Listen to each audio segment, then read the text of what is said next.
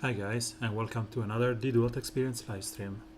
We are going to pray today for these last days of the Raven reward week, and we are going to just experiment a little bit in PvP, and then we'll talk about some stuff that raised some concern on Reddit and Discord. And about the Raven reward, we should be fine. To be honest, I'm more thrilled about the new feature event that we will see tomorrow than this 140 shards or 240 that I will take tomorrow. I've started seeing so many Atrocitus L4 because you can spend the money on them popping up on ladder, and I'm pretty happy about that because it's one new character that's not OP broken or something, and it's cool to see that he's starting to be used. To me, he opened up some kind of interesting new meta team. Not even meta because they're not dominating, but they are cool. What I discovered, it's at the moment he is bugged because his fifth skill, sorry, the legendary point works fine, applies enraging, strengths up to teammates and the shields. The issue is that it seems that the speed is not getting increased, and I'd like to test today if the damage is at least increased, because if not, he's not worth into the leadership position until they fix it. He is the only reason you bring him, and yeah, that's it. As of the rest, I had increased my Larfreeze gear up to gear 11, and as much as I could, I upgraded the skill. I'm lacking still some rings. I upgraded this one, which was the one with the highest benefit to me, and yeah, we will upgrade the others in the upcoming days with the various legendary quests, rewards, and so on. As of the PvP weeks has been a slow one. I saved the last two fight here just because one has this Atrocitus and the other one just to play. And it's strange that they started this new event in 1 day and 5 hours because it will be like 2 hours before the reset, and people will be maybe busy with the reset stuff, farming Raven shards, and then we will play the new tournament. I will probably end up trying to farm as much as I can for top 100 tomorrow, and then when I will stream, I will start on this and see what's it. We have been told about some avarice energy and the fact that it recharges over time, but we have not still been told if you can buy that or if you are awarded. They said that they will be awarded from some legendary quests, but we don't know why. We don't know. My hope is that they give something like this one. Where is this? This Start Red Dollars Butter here in Brightest Day.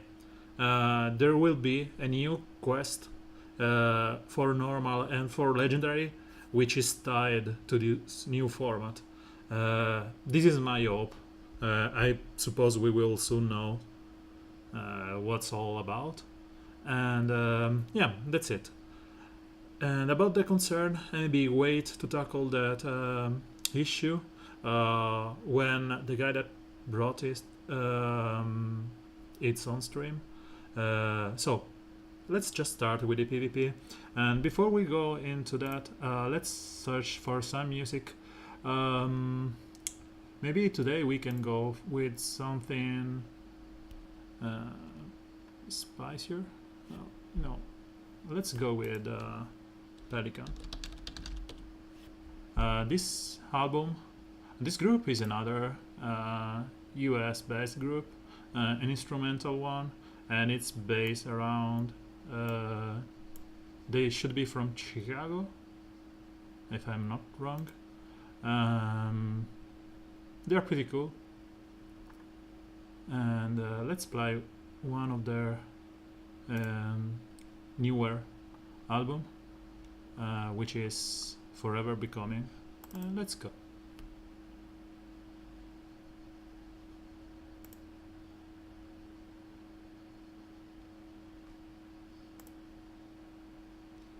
So let's go back to the stuff. Here we are.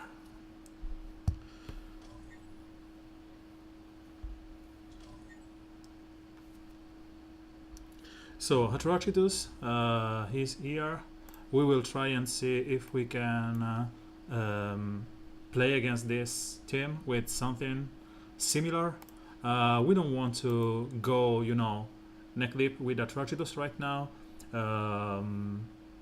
because my is still not fully upgraded, and because of the bug you are not sure that's worth. But yeah, we will tackle this as last, and we will go with the Superman one. And I've been told by Michael that it seems that Superman can pass the can have the death immunity stolen by Larfreeze as his first buff stolen. So maybe that's interesting to test.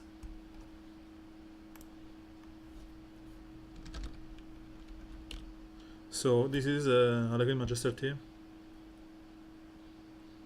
This should be fine.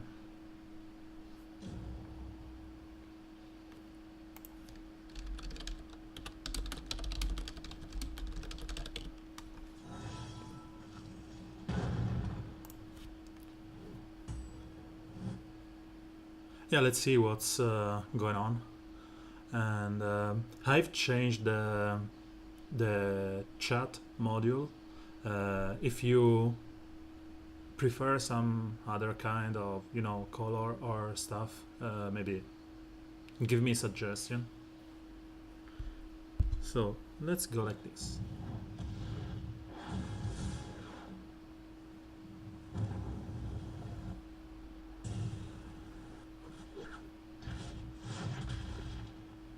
The issue with that, you know, buff, the buff stealing is that it requires that you crit on someone, and then Superman can change the DI, can swap the DI. But beside that, it's interesting to test it. So let's swipe Allegheny Magister and see what happens.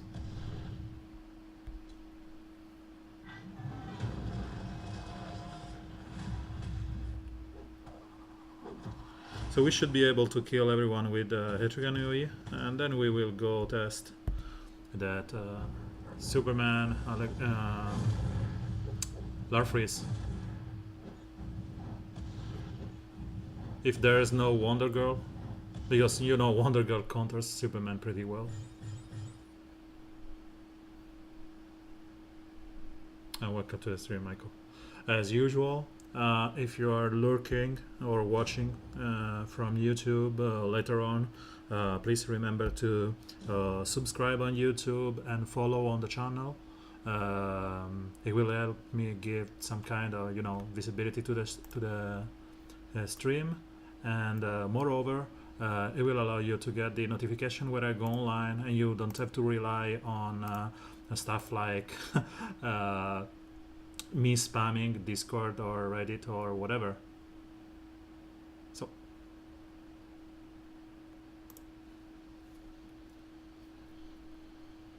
yeah, okay, so let's go and see. There is no first turn taunter here.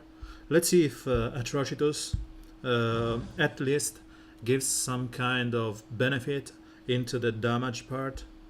So Wonder Girl, and I think that using the first one on Power Girl is pretty good. And thank you for the following. Born on Sunday. Welcome to the stream. And so the first turn, Power Girl is good, especially if she goes on Atrocitus. And we may want to use someone here that can counter the death immunity from Starfire, and we have Wonder Girl, and she will do increased damage because of Atrocitus. So maybe the usual. We need the red maybe for the rest of the team. One red that has good random attack. It's obviously Deadshot because he can proc all over it. But maybe this time I will just I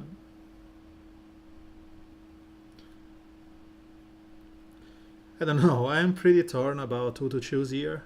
Let's go with him. It's a risk to bring a red here because of Starfire on the other hand. So he goes first because he's the fastest. And yeah, the increase in... So the increase in damage is working because they are getting like 4k or 90k damage on turn 1. So the damage increase is real. The thing that's not real seems to be the increase in speed.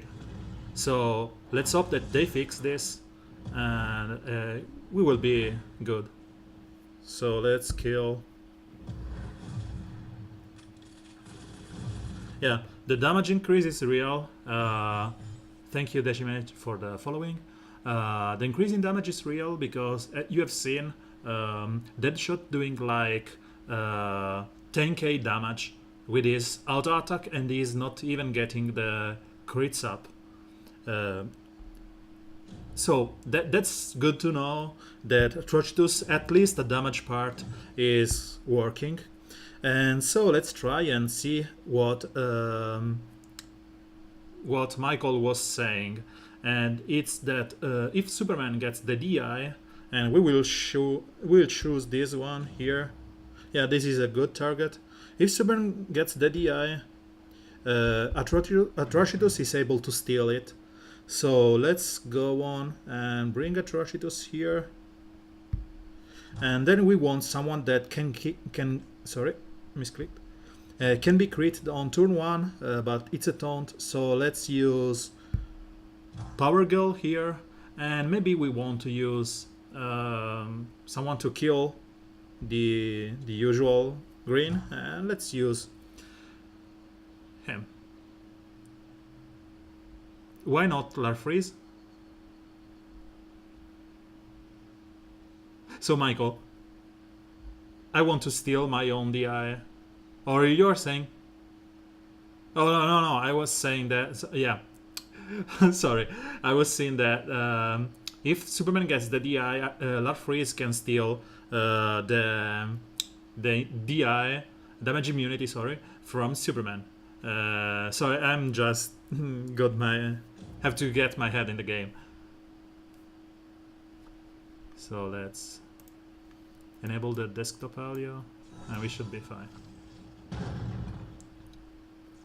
So as soon as someone goes here, we should get Superman with DI. Let's do some damage to Clayface. And Adrian will be 100% crit, and he just ignored us. So let's attack. Okay, this is a crit, and Superman has DI. So let's steal a buff from everyone. The good move from this is the first point that you should cap out, because he will give him 40% turn meter up, and he will slow down your opponent. So this is the move that you have to do, and this is not a damaging move. So he will just don't care about evasion or whatever. So he got the DI as Michael was pointing up before, and even stole the invisibility from Deadshot Hydra Gun, meaning that we can kill him on the first turn. Sadly, Clayface stole our death immunity and purge the legendary point here, which will purge the buffs from the target. It's pretty cool. And he stole taunt for 1 turn, taunt for 1 turn, some agility sub, invisible, and damage immunity. So the taunt on him, it's okay. Let's try and bring Etrigan down.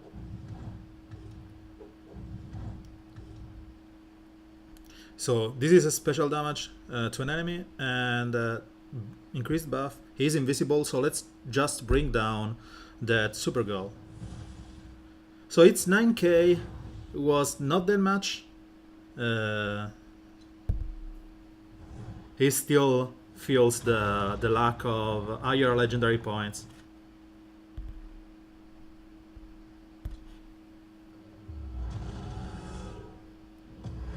So it seems that what Michael was saying is that he seems to prioritize some kind of buffs like DI and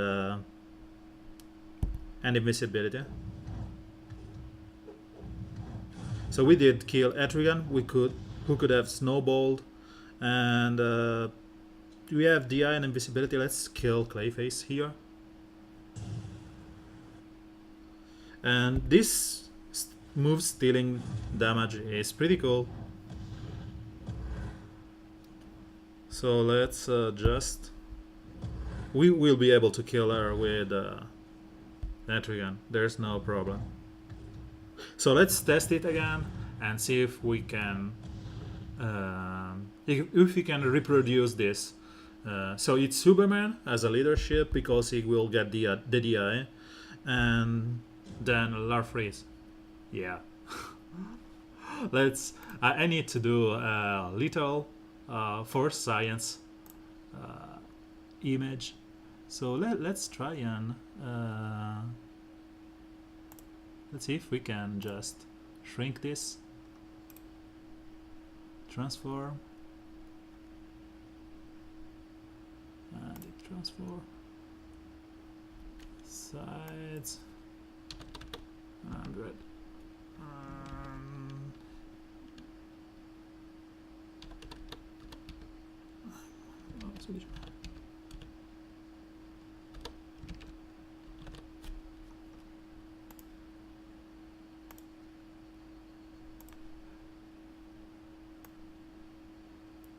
So let's put this here.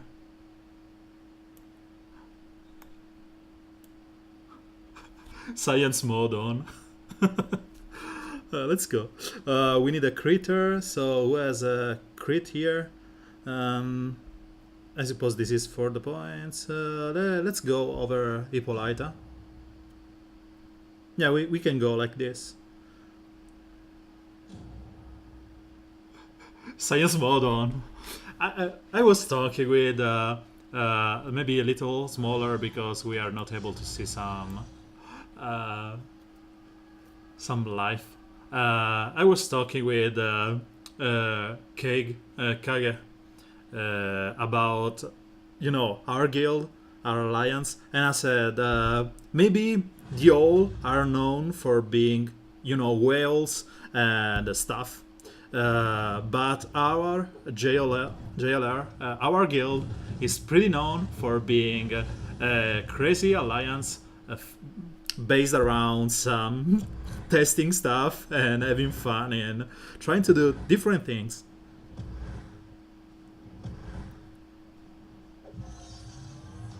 So let's steal the buffs here. So I stole DI, Death Immunity. So he seems to steal the immunity first and then go for the rest. Which is pretty cool if you ask me.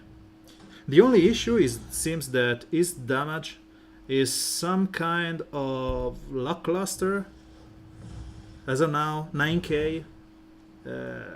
It's not that huge. It's okay, but it's not that huge. I think he needs his legendary levels. So let's try and kill someone here.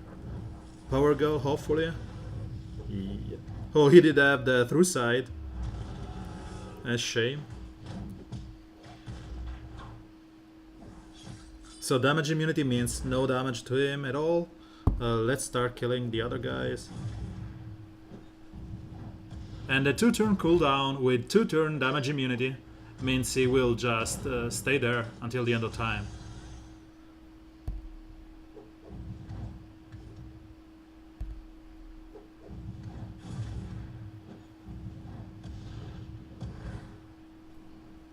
So this is again the same stuff. Let's go over it. The healing is marginal too. It's 2k on a full gear 11. So let's see what happens. Yeah, no, it's already... No, he won't steal more buffs. He will steal just one. I have him fully upgraded. He's fully upgraded here. This is max level. The only increase that you get in this skill is the turn meter that he will steal from everyone. So this maybe is needed just to be able to do more damage with this one. And to be honest, we are lacking 1 point here, which will increase the damage from 10%. And so I don't know yet if I want the turn meter up here, or probably the best first point is here.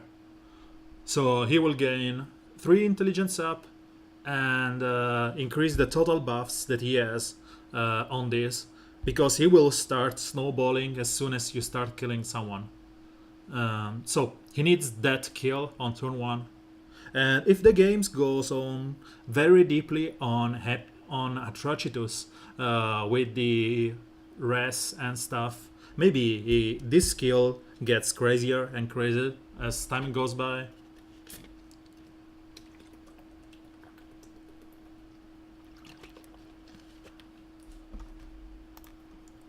So let me... I don't know why I cannot see my chat here.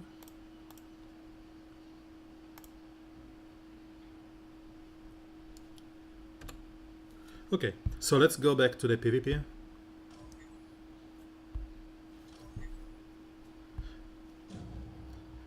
What I'd really like to see on him would have been some kind of cannot miss or stuff like that. Because, you know, doing a lot of damage while being able to miss is not something that you want to see. And what I'm scared of is his power level. Because as you can see, he is rank 2 at 6k power level. And if you compare that with, you know, Superman, which is L5, 7k and 400.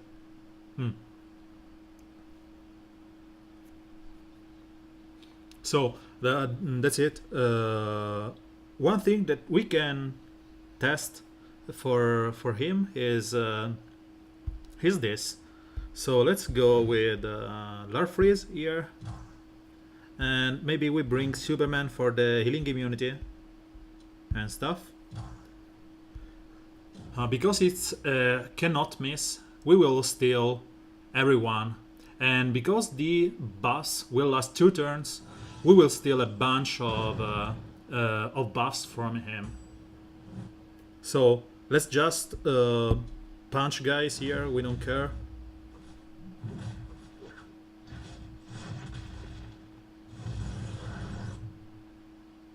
We don't want to have the cannot miss on right now, so we will just go for the buff steal, and then we will crit on the next turn with the Steppenwolf. So he has a bunch of buffs right now. He should just annihilate at least Power Girl, Batgirl, and yeah, probably even Supergirl. So this is a cannot miss, crit chance up and whatever. And see, where do you go? I'm pretty sure that I can kill Batgirl. So let's go on Supergirl here because I want to see an unbiased. Welcome to the stream, Paul. I want to see an unbiased damage here. So let me change the background of the chat for a second, because it seems that would have been better just to be, you know, it's another level. Okay, so let's go on an opposing affinity with affinity sap. So I have like 10,000 buffs, 6, 12, 18, 24, 27 buffs, 33, 37 buffs here. So let's go on someone that I should like do maybe 10k and see how much we do. We did 2k, so it's way less than I supposed.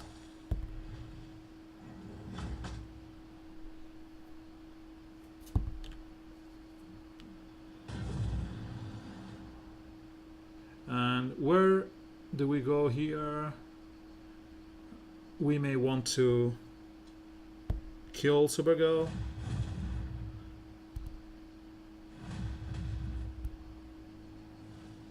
We did 5k with just normal attack. It's strange. So this is strange, and it seems to me that maybe the third skill is bugged again, not keeping in consideration. We already had something like this, because this attack is not buffed and will do 5k, right?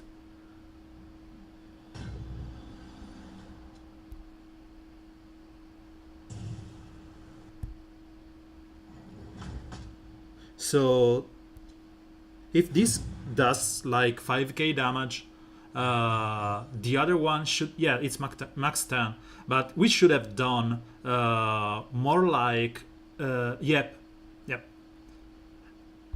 we should have done more like 10k damage, 11k damage, even with the affinity down. So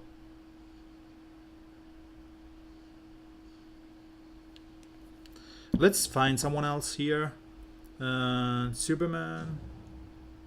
Yeah, we got an Harlequin Majester. This is ugly for Larfreeze, because Wonder Girl will feast on him, and you know, Superman doesn't want your opponent to be critted, so we won't test him here.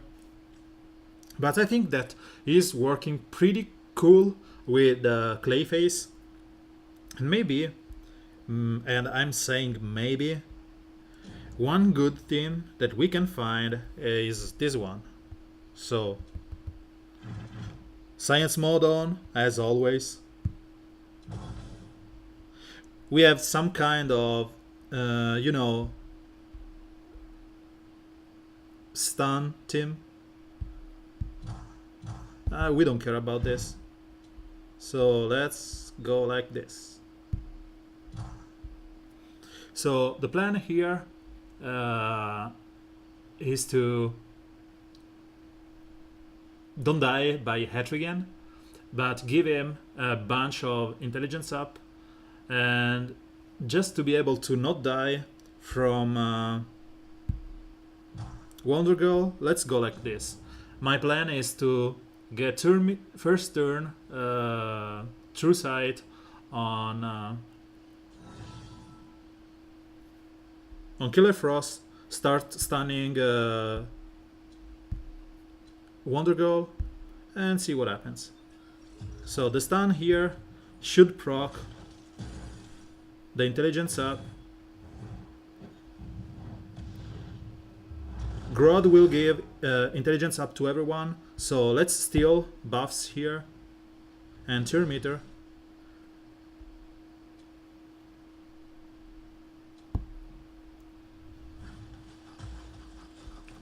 So this will give him a bunch of intelligence up.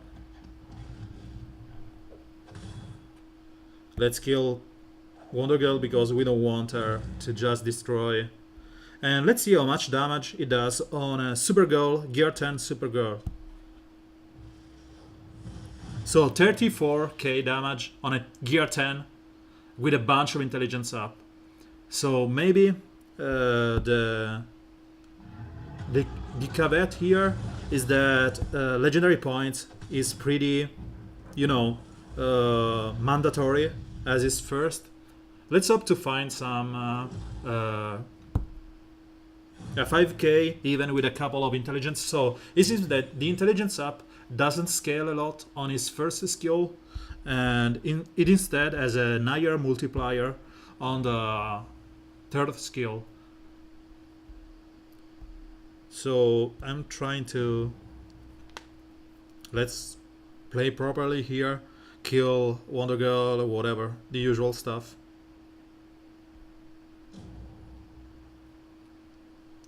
I hope again that's like Batman Beyond, which was bugged, not giving the proper number of buffs and debuffs. So maybe we need to get some number over it and see if it's like I'm thinking, or if I'm just it is just a bad multiplier.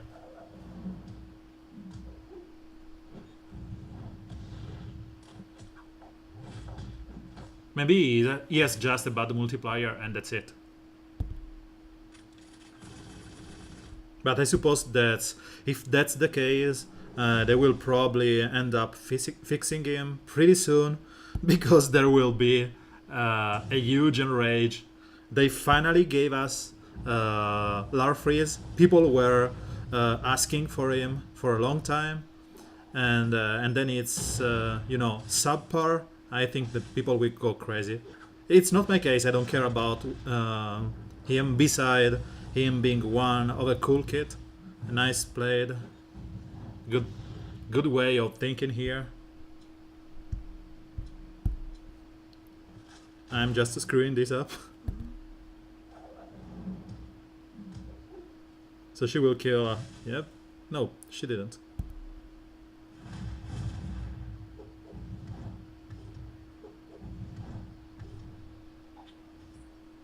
No buffs. Oh, no cola assist here. That's huge. So let's try and stun Hatrigan, and we failed.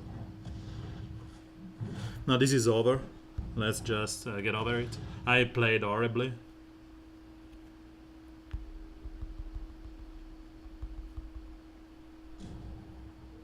One of the worst played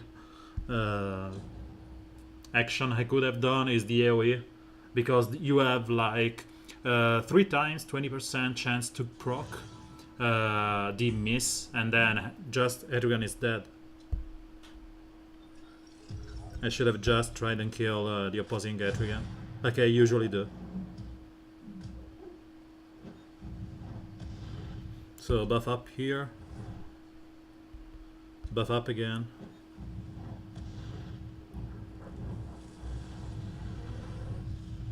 But again, one thing that we have to keep in mind is that maybe the skill is not really bugged, and it's just that we are seeing him with a low legendary point count, and that's it. Maybe with L2 and L3 it will do way more damage than that, and we will be happy. So let's kill Alaguin Magister here. As I said, I played the first game pretty poorly,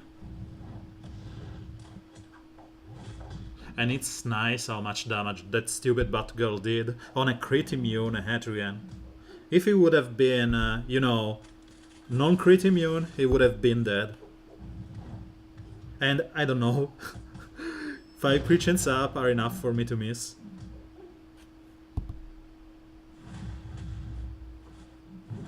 She does a lot of damage. That's true.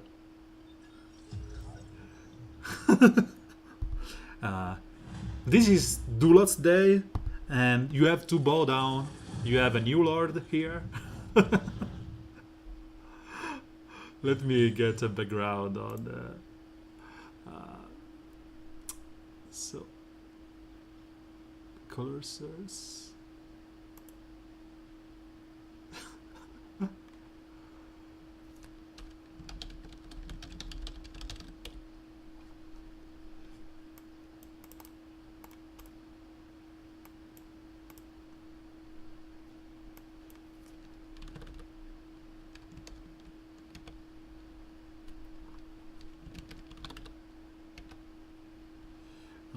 It's 700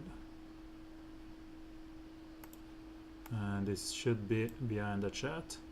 Give me 1 second. This will be okay. This is better.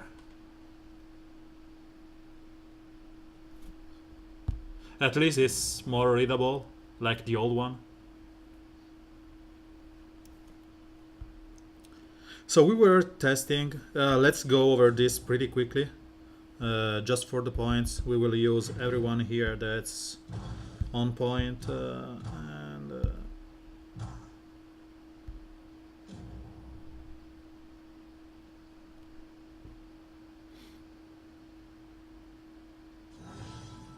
so we don't care about their damage. They should all be dead soon. Or maybe Paul, you woke up after, you know, like being asleep for 10,000 years, and this is the new world.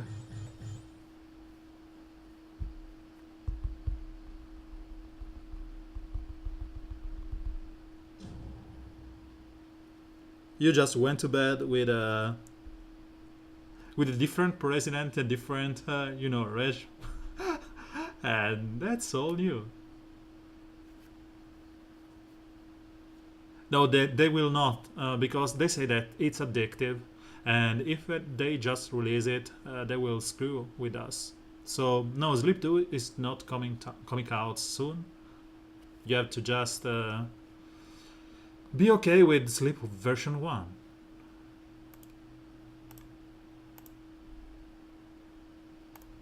Yeah, that's it.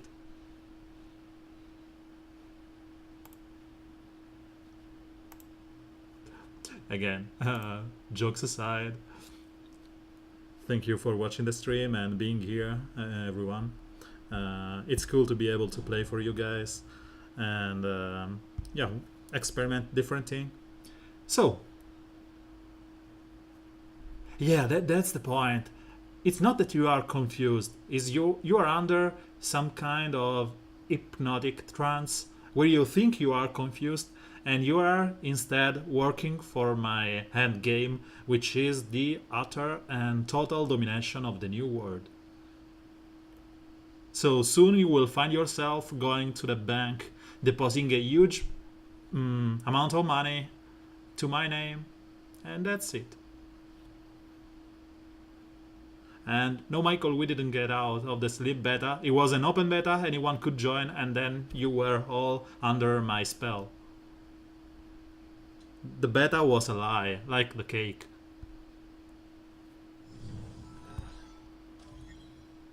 And as you can see, I am pretty in the dumpster with this green essence after the 2 upgrades. I still have enough for one gear 11 guy, which will probably end up being him or 2. So he and Al Jordan are on my watch list for guys to gear 11, especially when I've seen how the new tournament works, and we will know tomorrow. So we were talking about this rover dude here. He has a pretty cool team, and we want to test the Larfreeze stuff.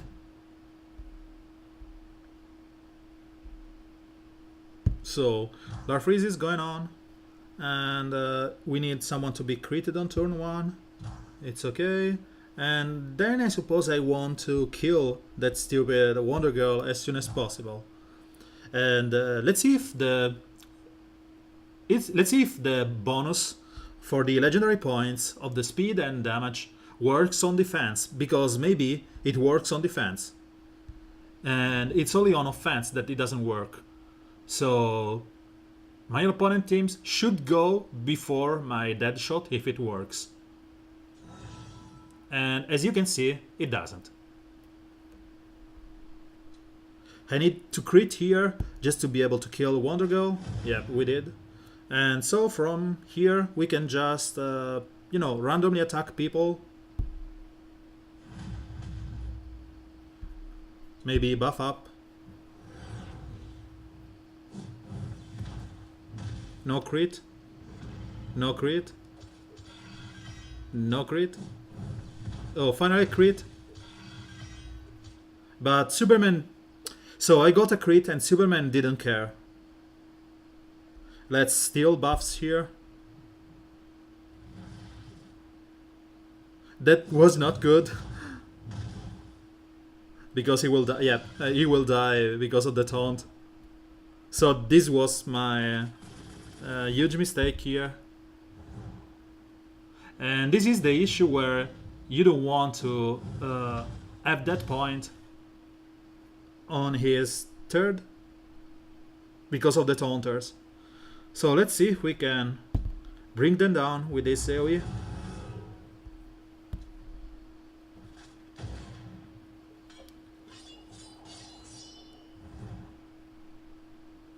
So someone gave me buff immunity. I don't know if it's Harlequin quite vexing. Or, yeah, I suppose it's Aris. He will probably buff up. No, he didn't. It's fine.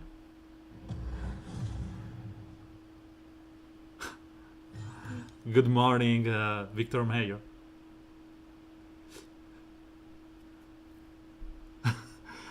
Okay, so this team was pretty nice.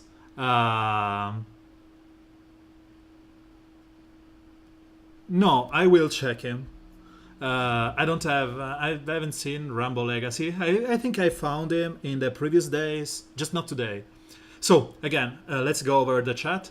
Yeah, Superman doesn't care about Power Girl because it's from a different Earth, so he doesn't care. He says, "Oh no, I only care about my other cousin, which is from my Earth. You are junk from the other day." And about the ladder, I've been told that there's an issue here, or don't know. This Barry Allen guy here is in top 10, and as usual, he has just no one at good level. So this is another showcase where not upgrading your guys is worth more than really upgrading. I won't go there. I won't go there and says that he's cheating or something or whatever. And yeah, the Green Lantern is the only one with Deadshot air gun, which is gear 11. The rest is just gear 10.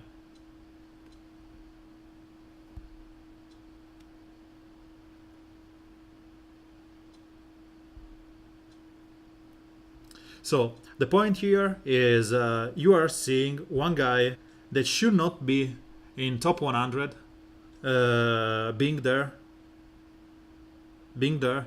and as I said, I won't say that it's a cheater or something, but you know, it has to be something strange, because you should not, because it's like the more you spend the better, and you will be able to get into top world finest or whatever. And I suppose this should not be the end game. It's a bad system, because you know, when you have someone that's able to compete with this, maybe Rambo, it's top 20 you said, and Rambo Legacy here. So he doesn't have a gear 10 here, right? He's in gear 9 if enough. And he has some kind of a lackluster roster. So again, I won't say that he's cheating, but you should not be able to be in top 100 with this roster. Victor, and it's okay if you get into top 1500. It's pretty huge. I have so many friends that struggle to get into top 1500 with gear 7, 8, or 9. Jazz, the usual friend that always call for science in the stream, is one that's going towards gear 10 roster, and he has so few guys, but he doesn't pretend to be in top 100. As you can see, this is where he stops. He's already, not even gear 10. But he managed to get into top 1500 every week where he needs to, because the system is some kind of in an ugly state, because the spenders get penalized for spending on the game, because they will get worse board and worse opponents. If you can see here, I'm finding this guy that's completely junk with 5k Superman and stuff, and he's not even fully gear 11, and I'm penalized for playing against him. The point is that you should be in a league of your own, maybe based on your roster. So you are gear 11, you are in the League 1, you are in gear 10, League 2, gear 3, gear whatever, and so on and so on and so on. So if you have this underdeveloped roster, you should not be able to play at higher level, because you are only exploiting a system. The issue here is that I'm huge on rules. I love rules, and I love them to be followed because of my instruction and because of my job. The issue is that they are exploiting here something. I will let you understand here. Let's say this board, it's all 3-6, and you should only tackle the 13-20 and 8-14. If you can beat them, you refresh the board. Because the refresh is just one energy, you will end up getting more points on the long run than one like me or Michael or someone else that has like 24, 25, 13 gear 17. Yeah, we are better when we play a different character, because if I want to play right now Reverse Flash, I can do that because I have him at gear 11. The point is that it may not be enjoyable for the end user playing into the PvP, but they will get better results. And the point is that to a point I don't even care, because I'm here for the show, for the stream, and I end up into top 100 anyway every week if I want to push for it. I even can go for top 35 if I want to spend some gems over the one that I do. We are punished. Yeah, what's Michael saying? It's true. We are punished from increasing our roster because we only get 3-6s, and it will become harder and harder to push to the end game. In fact, the best system that we had in PvP is the one from the Showdown or Siege or Blitz, which is a static one. If you go there with an underdeveloped character, it's your fault. You will get destroyed when you are presented to your opponents. They will get 9 points. And if you are in gear 10, there's no way, unless you are cheating, that you 3-star guys. So I will get 9 points for every of your 6. And that's good. The 3-star system is something to check it too, because it should account for a live character at the end of the battle, not just the one that died, because right now it counts the death. So if I play Doomsday or Swamp Thing or Lobo or Grandy, I should not be penalized if I want to play them. And lose stars if I play. If my Lobo, there's so many healing immunity in the game that we should not care about, Lobo racing. And it's not that Deathstroke is it's in its prime. So that's a big issue with the game at the moment. The 3-star system seems wreck, and the PvP system here with dynamic points should not be. I hope that the new PvP system that starts tomorrow works like the old one. They said that we should be more strategic when going into that tournament, and I hope that we will see in the next days what it's really about. We will talk extensively tomorrow. But yeah, as of Victor teams in the arena, if they are bots, it's just because you are in that limbo where you are not high enough to get the proper gear 10 guys, and the game doesn't want to penalize you with having gear 7. So you are a gear 7 guys in top 1500, it's okay. Game will give you bots that you will destroy, and that's good for the game because it will help people into learning the game. The point is that you should not penalize the one that are upgrading the roster, the one like me, Michael, or Hatemail, or whatever, because if you do that, people will soon start being bothered, quitting the game, stop spending, and the game will die, because it's not me, it's not you, but we are the spenders, are the one that keep the game afloat. And another big concern, which so this is it about the PvP system. I hope that tomorrow they will propose us some kind of cool system, and we will see. There's in always talking about Marvel Strike Force or Summoner's War or Star Wars Galaxy of Heroes, a different PvP system where you don't go for board clear. You are presented for just 3 opponents. Like let's say I get this guy and another 2, and I can refresh that board, but it will cost me some coin, money, energy, and I will only get those 3, and the point that I get from the win is always the same. So in the end you will not be able to cherry pick stuff because it will cost a lot to refresh at 3-member boards, and let's see if it's like that. The other issue which was raised on Reddit and that I cannot agree, not even for a little bit, it's the fact that people were whining about this event.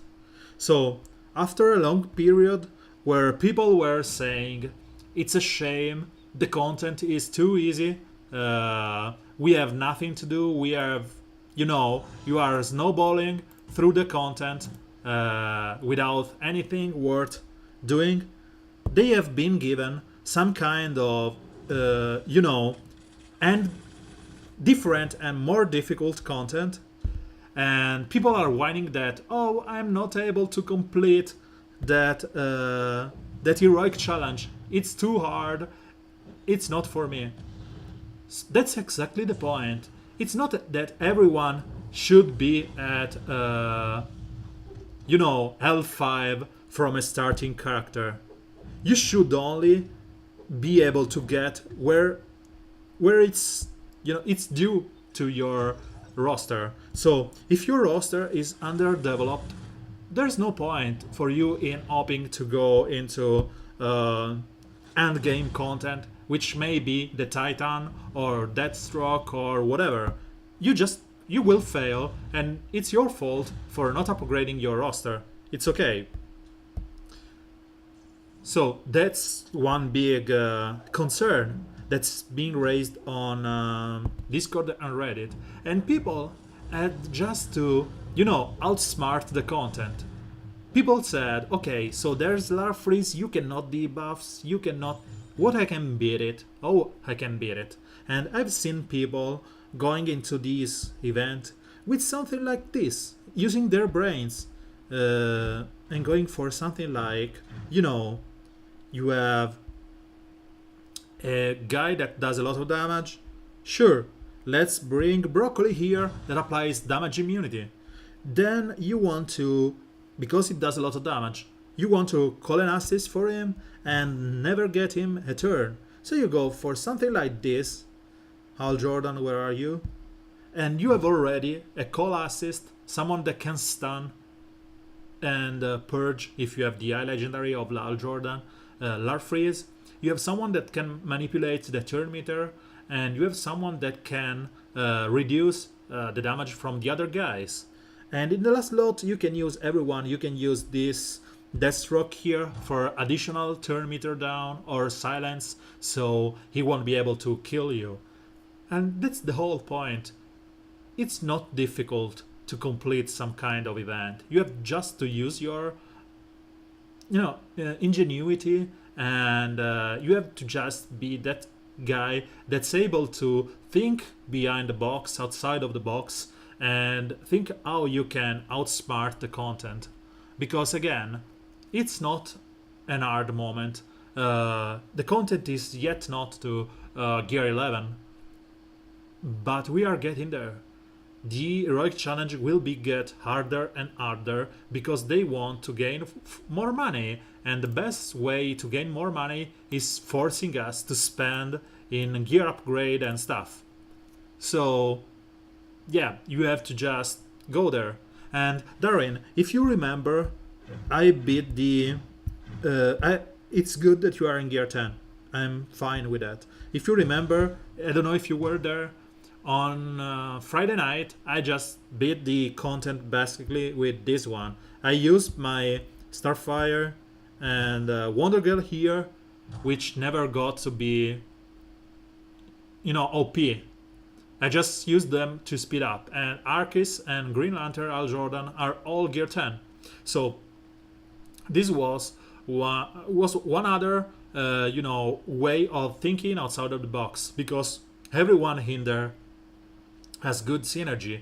You have a Purger in Wonder Girl, you have a Cannot Miss in Starfire and a good AoE, you have Arceus that will kill and heal himself, Issue Challenge which will give him death immunity, and you have Hal Jordan that can call assist everyone here, buffing Starfire, preparing for that big AoE, Arceus that can kill and heal, and the heal will proc Starfire, and Wonder Girl that will just do her damage. So you have to just think about it and see what you can do about the resources you are given and the obstacle you have in front of you. So as I said, this is the fun of the game, because let's be honest, if the game would have only just be auto stuff and destroy everything, there's no point in that, because you will rather watch a streamer playing or go to the movie. How did you tackle the event, Paul? You bribed them?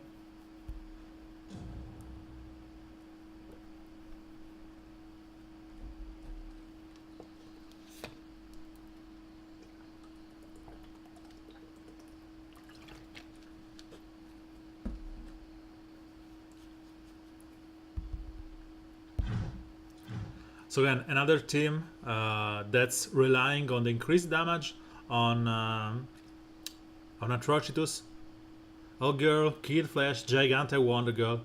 But everyone there is based on strength. So if you have the taunt on Giganta, it's not a good team. I wouldn't have ever gone with Hawk Girl. But you have stunts, you have TM down, you have purges, you have taunt, you have through damage. It's not about team. It's just that I don't I never, if I can, play without a leader, and that's one for starters, and my Giganta is just in the dumpster. So we were going to, maybe we can just, for the fun of it, or as usual for science, see if we can benefit from a first turn enraged on our guys. So let's see what comes out of here. And I really wish I had the legendary points. Hi Jess, welcome to the stream. Yeah, it's science mode on. I just want to see what's the damage increase for all those guys. And to be honest, I think that I can even go there and go like this. Because I'm bold. Not bald, just bold.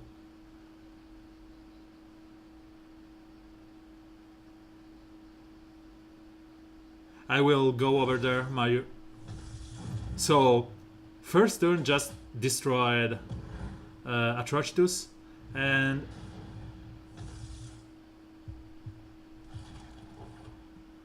so it's pretty cool. We have no enraged character, and we want to enrage them.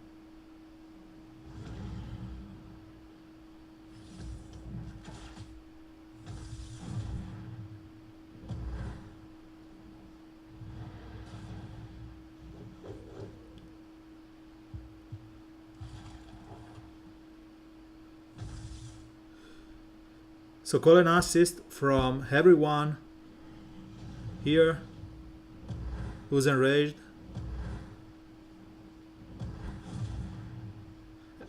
I don't know why Constantine didn't attack Jessica Cruz, but it's cool. So let's go in order. Mayur is asking, how do you use arena energy? Where is the arena event? And I suppose you are talking about, you know, a showdown or something. So for starters, you don't have to bother about that, because there will be no showdown this month. There will be only the other event, which has a different energy, and so there's no point.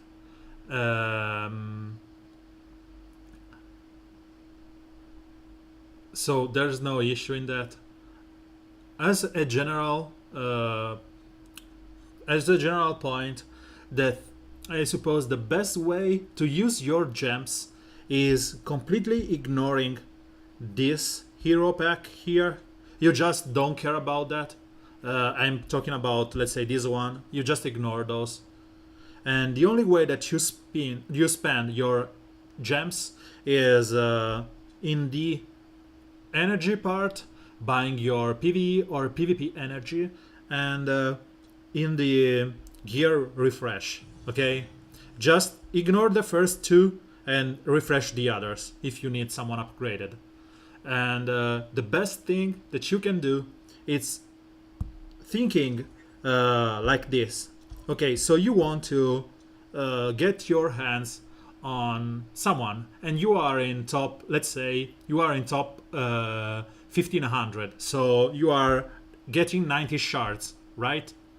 So if you're getting 90 shards and you spend some gems to get into the higher ranks, you are just basically paying for some gems for 50 shards, right? And thus you have to think about that when there is a new tournament.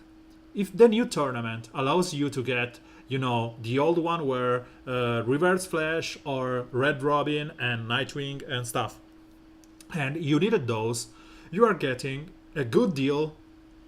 Let's say you spend 400 gems for 50 shards. It's a crazy good deal, because if you go here, you are not getting, let's say you spend 400 gems instead, and you got the half of it. So you spent like 5% out of it, and you got like the half. That's how you should think about. Spend your gems on PvP energy, it's okay, as long the gain, the benefit that you get is worth it. So if the benefit that you get is like I will get to gain 100 shares more. Maybe you are going from top 100 to top 100 from top 1500. It's okay. You spent like, let's say, 2k gems to gain 100 shares, which is pretty good. I will go over that in a second. So it's pretty good. And as a free-to-player, again, you should not buy ever, unless they are crazy good, like the chemo one, or maybe this one was like a 4k for 100, then by all means buy it. But if not, if they are not crazy good, just ignore those shares, and you will gain as a free-to-player every month. Just look at the last column, don't bother about the other one. You will gain 6k gems just from that, okay? And with 6k gems, you have so much energy, PvP and PvE energy, to be able to compete in every event you want. So again, you have to consider the cost with the reward, and usually the cost is worth the reward, because you know the opposite. The reward is worth the cost, because you will spend like 1k gems for, I don't know, 100 shards, 200 shards. That's good.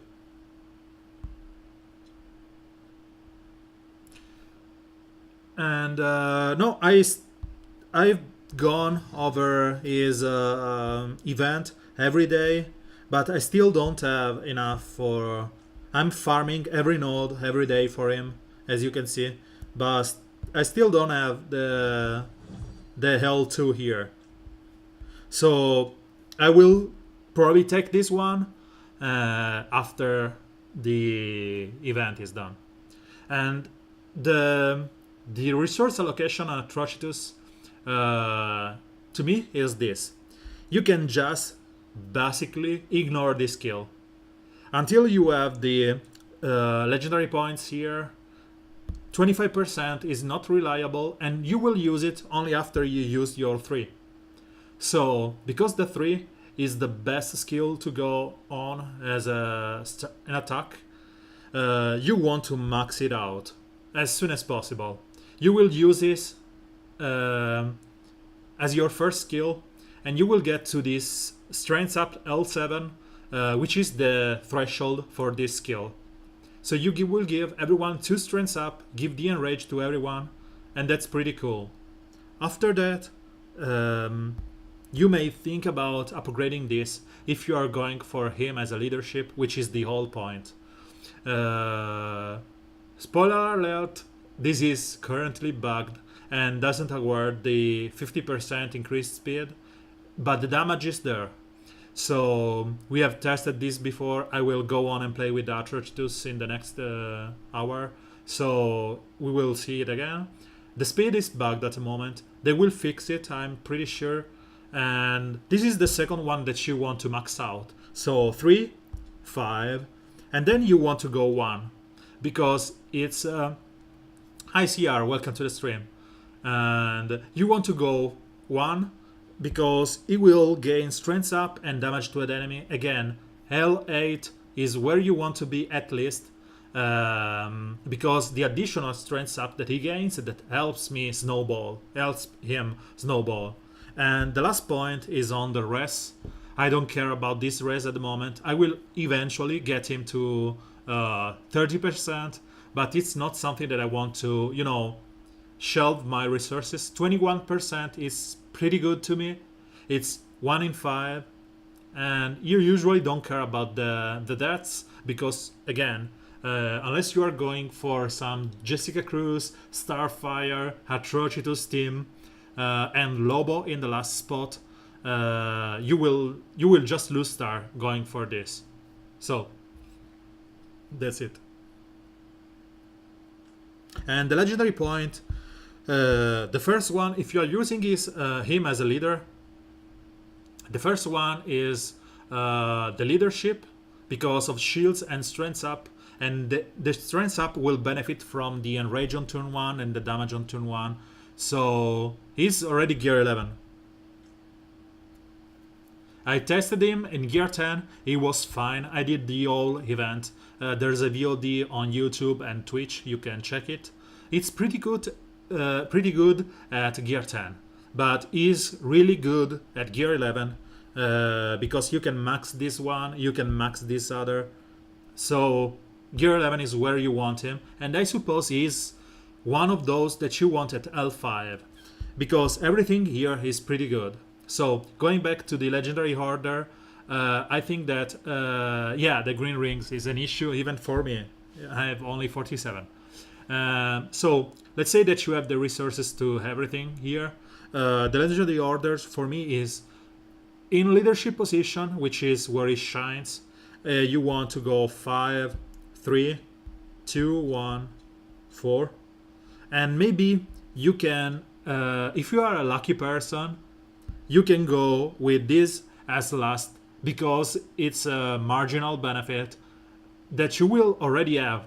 It's like saying I can go from one possible call assist from everyone to a pretty sure 90% call assist from everyone. So as I said, the way that you are playing with him is probably in leadership position, and you will open with this one because your opponents, your teammates will go faster than him because he will not get the benefit from the enrage and thus the speeds. So your teammates will go faster than him, you will enrage them again, and then they will all attack your target, which is pretty good. And after that you will use the 2, and then you are left for a couple of turns with his first. If you have someone in his team like the composition I was playing before with Constantine and Al Jordan, because Al Jordan will be able to call assist on turn 1 because he will get the shields, we will test it. Then you will want to have this one on the first skill and this one on the second, so the third and the fourth, because he will get like staple 75% increased damage and he will get call and assist a lot. So let's see if I can showcase against maybe a Gear 10 opponent this kind of team. This should not be a you know, one that I was referring to because of the stupid res over res over res.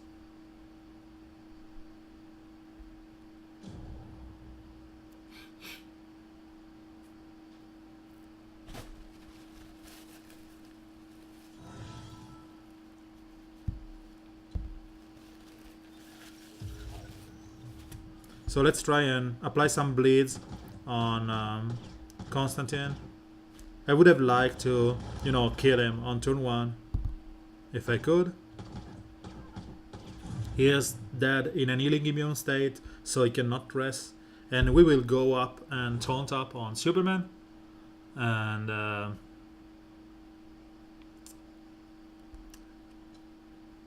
let's buff up everyone here. And let's try and kill Green Arrow as soon as we can. Or maybe we cannot kill him on turn 1, so we will just try and apply some healing immunity on Swamp Thing.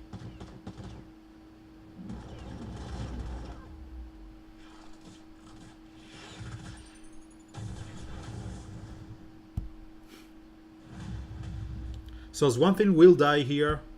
It's okay because of this AoE. And Superman is getting purged, which is even nicer.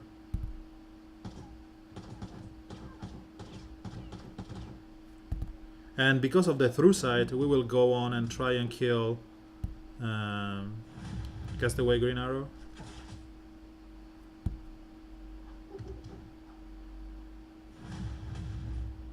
So let's go on, kill Green Arrow, kill Superman, and we are done.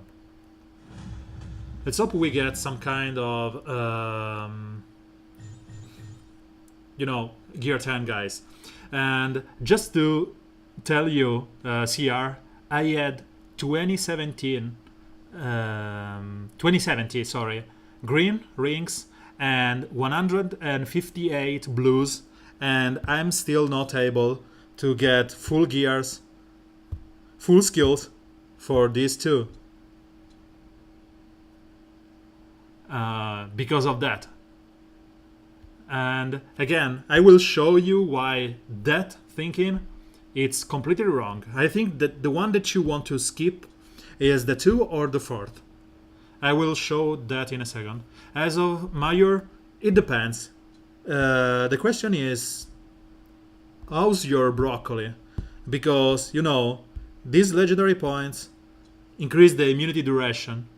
So if you have the damage immunity, just from this is 1 turn. If you have it upgraded, it's 2 turns. So I don't know what's your broccoli, but it depends. If you have the legendary points, which is your first legendary point in broccoli, it will last 2 turns. Yeah, the ring, it's a big issue. As I said, I had just unlocked, so it's 1 turn. And don't worry, you will get plenty because it will be next month board clear reward. So yeah.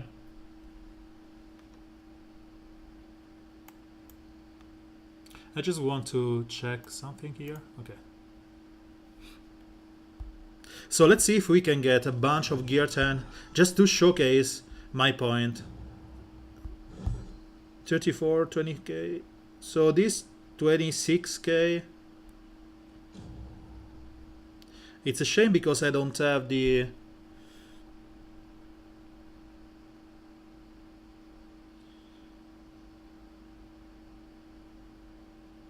This guy didn't get the memo that Supergirl is no good as a leadership any longer.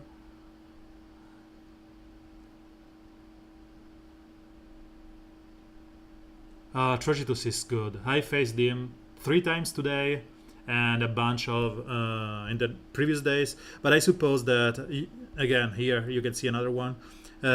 He will be getting better and better in the next days. When people will be able... Tomorrow will be the first day that non-spenders will have him at L2. No, I didn't. I will showcase if you want. Grandi is good, but he really needs higher gear to be worth.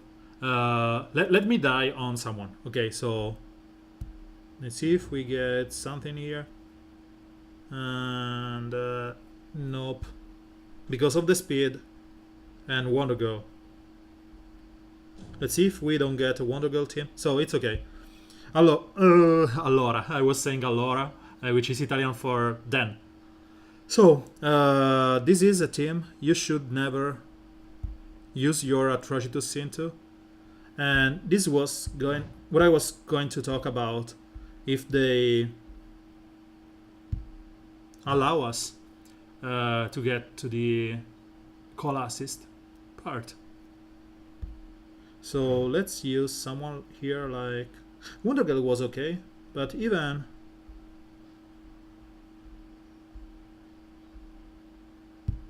him is okay.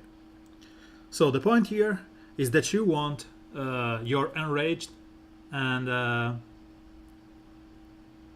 go for it after the call assist here. It's all brutal because everyone that's called an assist by the enrage on turn 1, it's pretty good. The issue is that we don't get the speed. So I did miss and Constantine did attack, and because of the miss we had some AoE damage. Constantine, it's invisible, will call an assist.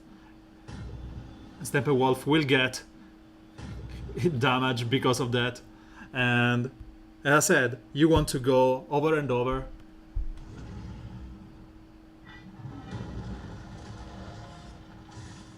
And the enrage on everyone means that you will call an assist. You will keep calling assists on good guys. Yeah, we don't care about...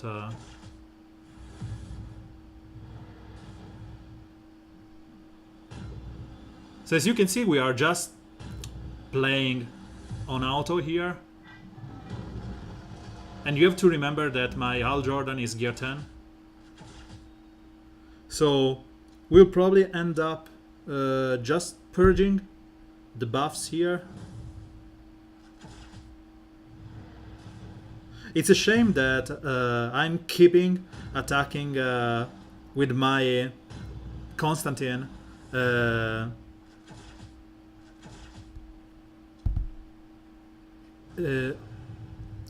attacking okay, Arceus, which was immune. So that's the shame. But we should be able to kill them as soon as possible. And people were whining from the lack of, 30% of proc on res. There's no point in going there. People were asking, oh, it's a shame that he only rests 30% of the time. But it's no point because, we have someone that procs on 14% and Constantine, and we don't even care about it. He always is, invisible. Again, Gear 10, Al Jordan is no-brainer here, and it's okay. As of Grandy, there's not a good team to test it. Was this one? We can test Grandy here and think why. So every time you called an assist on both Al Jordan and Constantine, you had the chance to have 3 enraged guys with Atrocitus being called from the assist. That means that if he gets called twice, you have him looking for something like 100% increased damage. So let's use Grandy here. Again, my Grandy is gear 10, so please bear with it.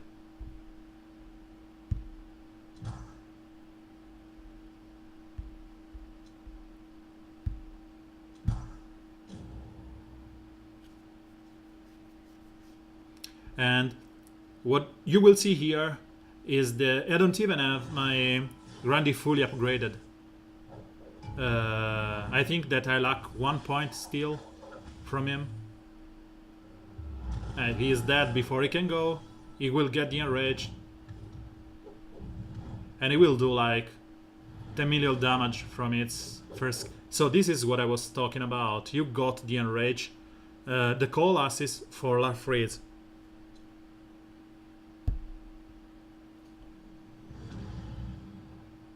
It's an issue that's Wonder Girl. You should never go for a team against Wonder Girl, but that's it.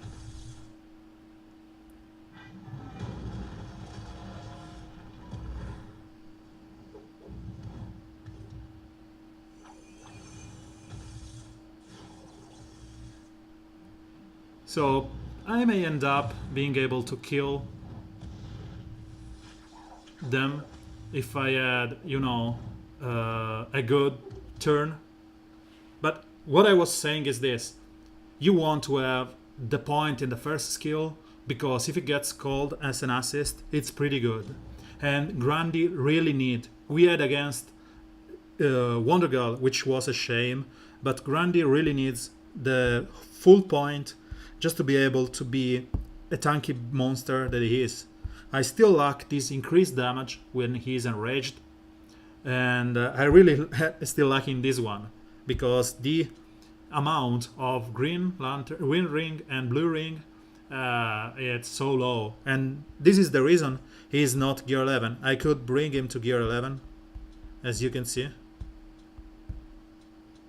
So he is gear 11, and I have enough gear for him, but without those rings, it's pointless to waste the rings and the XP orbs and stuff just to get him to something that you will not be able to use it. So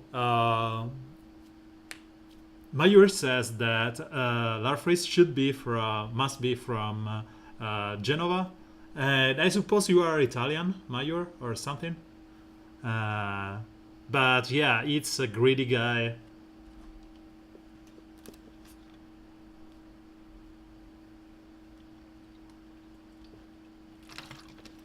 Oh, where are you from? I'm from Calabria, and I live in Rome. Oh, Lecce. Nice.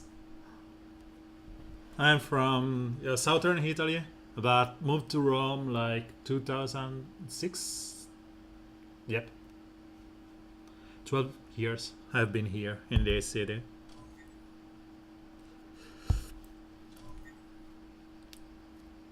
Okay, let's go on and yep, again, Scotty brought up something that it's so. Who has Bane? He should. No, he shouldn't. I suppose you or Ben have Ben. You have. So Bane. Where is that fat? So Bane has this random chance to use Venom Punch at the end of the turn if he's overhealed. 25% chance. And how often yep, have you seen him going crazy? Going crazy every turn. That's horrible. So 25% is not something to, scoff off. Oh, okay, Mayor, you were the one I was talking on YouTube. Okay. I cannot remember everything like this. And I don't follow soccer or football or whatever. I don't care about those. I stopped following when I stopped playing like 28, 30 years ago. So let's go over this junk team. There's no point in showing anything here because even if I go and show stuff, it's against a low team. So let's get some points and just be done with that.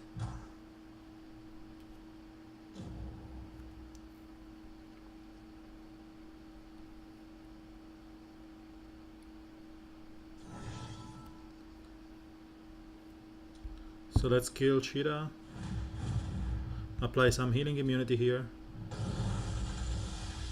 AoE.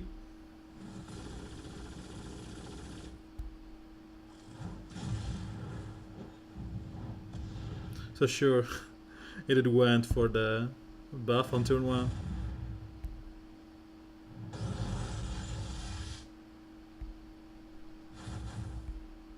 He packs a punch. It's gear 10, Jon Stewart without any ring, and he packs a punch. And the two nodes in the chapter 8 have become so hard.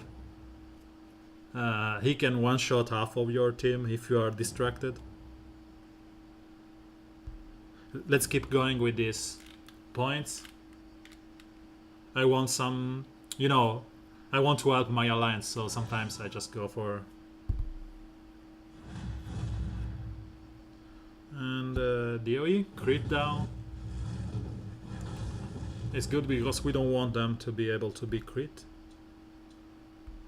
Let's AoE and remove 2 meter so I can go on and on. This cannot miss, so it's good that we don't care about it. And I need Superman to kill Raven and Dr. Fate because he's the only one able to do that.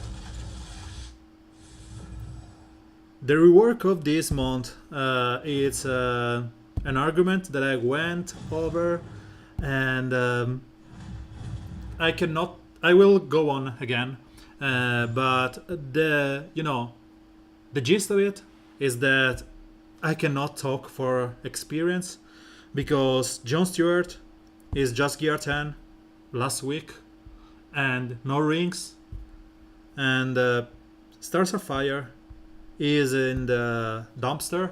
She will be gear 10 before the end of the month, but I don't know. I haven't played with them. From paper experience and from the times that I faced them, more Stars of Fire than than John Stewart. I find her fifth to be underrated, especially the legendary points, and so huge, especially against Constantine teams, because she's able to purge everything. There's no one in the game at the moment that's able to purge every debuffs. We have Catwoman purging all the buff, Larfreeze purging all the buff, and she's the only one that can purge all debuffs. POT do that to a degree, but it's just over time. Well, she can do that in one fell swoop. And she will overheal. She will heal everyone, don't caring about healing immunity or stuff, because it's a true heal. So she's pretty good. I really like her new kit. I think that 1 and 4 should be the first two point, and the fact that she applies demands to someone and starts a fight again, and with Power of Love she purged the debuffs. I think this one should be your third. Yep, that's the point. Star Sapphire has so many good interaction with so many character. For example, no one talks about it, but this is huge, because you will have chance to give affinity sap, increasing the damage every time you buff up Lex, giving shields to him, and he is already a monster with his damage immunity and anti-strike alien and nuclear option. This will purge, and this will do a lot of damage and AoE damage because he has a long cooldown. So I'm thinking of, in the next month, if he's not a rework, because if he is, they are hopefully sooner or later reworking him. I'm going to test him, because as you can see, it's pretty high on my shard count. I can get him 12-5 if I want, or close to that. I think I miss 57 for that. And he has a pretty cool kit. He can get DI, he's a bulky character, he can purge, he can do a lot of damage, and because of that he can apply shields to everyone. So think about something like Lex Luthor, Ivy, Medfield and Star Sapphire. It's like buff forever and that damage immunity forever. And trust me, you don't want to face a buffed up nuclear option, because it's special damage, and we all know that special damage do a lot of stuff. It's pretty huge. One other that benefits from buffs is the other Luthor. So all allies have a chance to gain a light heal if buffed, and what Star Sapphire does is apply demands, heal them with his leadership, and the heal can crit if you have the legendary point. And he has so cool legendary points and ability here, doing special damage, applying 2 meter down, purging buffs, applying buff immunity, speeds down. He is pretty cool. The issue here is always the same. Limited resources means that you will not able to play with everyone. So sticking to more, usable character. One good example that's been done is the Steppenwolf 1, because you will get so many buffs. Yeah, so many underestimated character, and the fault is that if you want to go into the end game, you want to have gear 11, you will not be able to level them up. I'm leveling like 2 to 3 every month to gear 11, and it's a pain, and it's so heavy on gems. As you can see, I have only 8k, and I will wait until Larfreeze is available on the shop to get more gems. So I have to live with those 8k gems until like 1 week and a half. And it will be hard, trust me. We consider that we still don't know how much the PvP energy will cost, because if it's like we get one full refuel for 500 gems, it's a pain. And as of Larfreeze, welcome to the stream, Scotty. I just slow on the chat following today. My Larfreeze is gear 11. 70, fully, at least the one that I thought were worth it. He is fully skilled, and there. The issue, I will go and test him more. The issue is that he seems to do low damage on our third, so I suppose it's bugged. So let's find someone red here. Larfreeze says here, heavy special damage, so the crit is gonna be huge. Heavy special damage to an enemy, 10% damage to a max of 10 when he gets to have 10 buffs. And because this one is cannot miss, still buff from everyone, it's pretty cool that you will get at least 4 to 5 buffs. So one team that I was playing before, I don't know if I can go over it again. Oh, stupid power goal.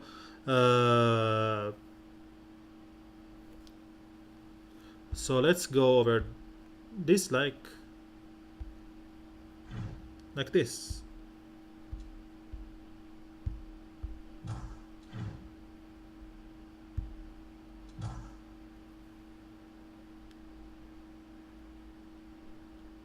So, as the cool guys on the internet and the show says, don't try this at home, kids.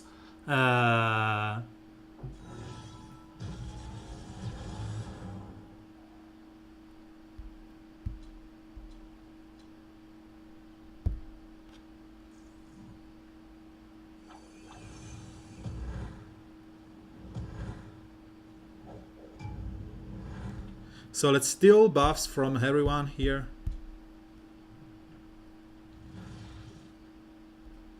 I don't want to buff up, because if I do, I will end up...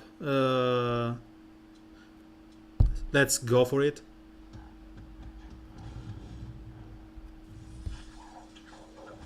Yep, as I said, I will end up getting into... the issue here was... We will go again. The issue here is that we were slowed on turn 1 by reverse flash. So I need a taunter on turn 1. I have to remove Grud.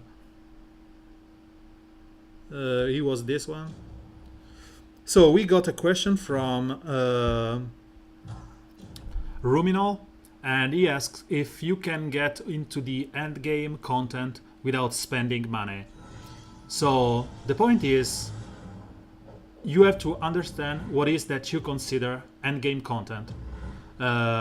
If you want to get where you are able to complete the heroic challenge and be done with that. So let me go over this quickly. Steal everything. We should steal death immunity and speeds. So we got the taunt, and this is not good. I don't like where he steals the taunt.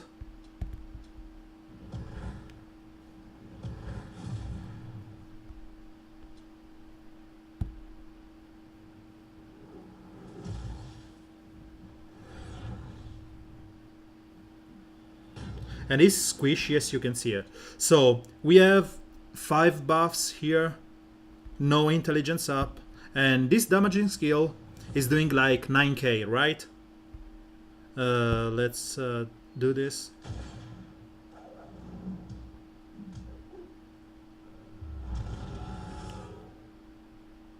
I suppose that I can try and bring...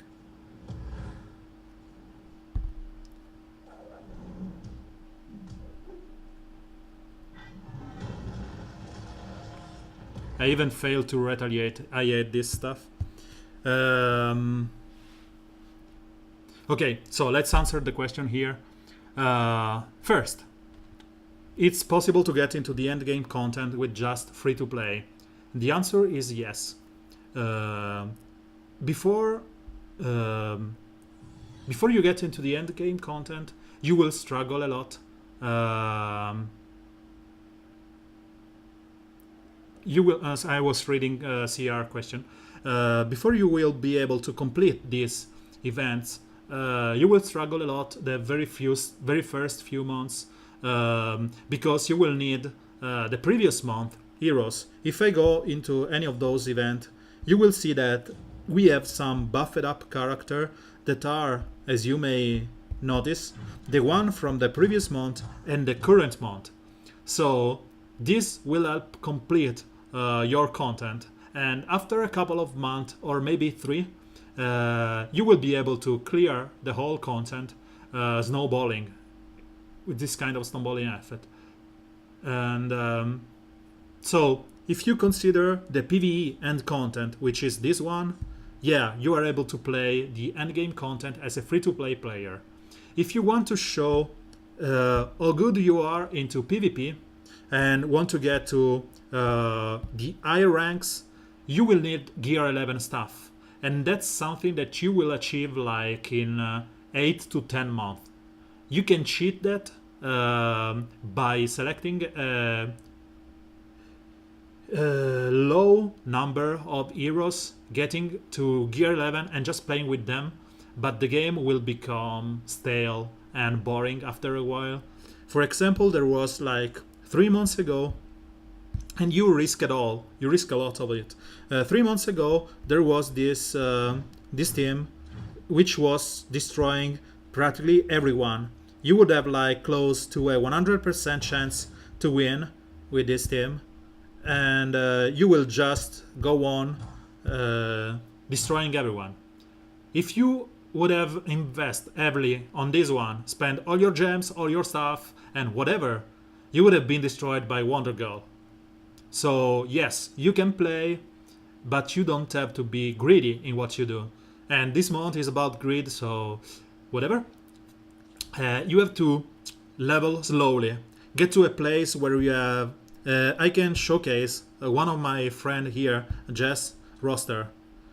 He was free to play until late, I think it's 2 months that he's no longer free to play.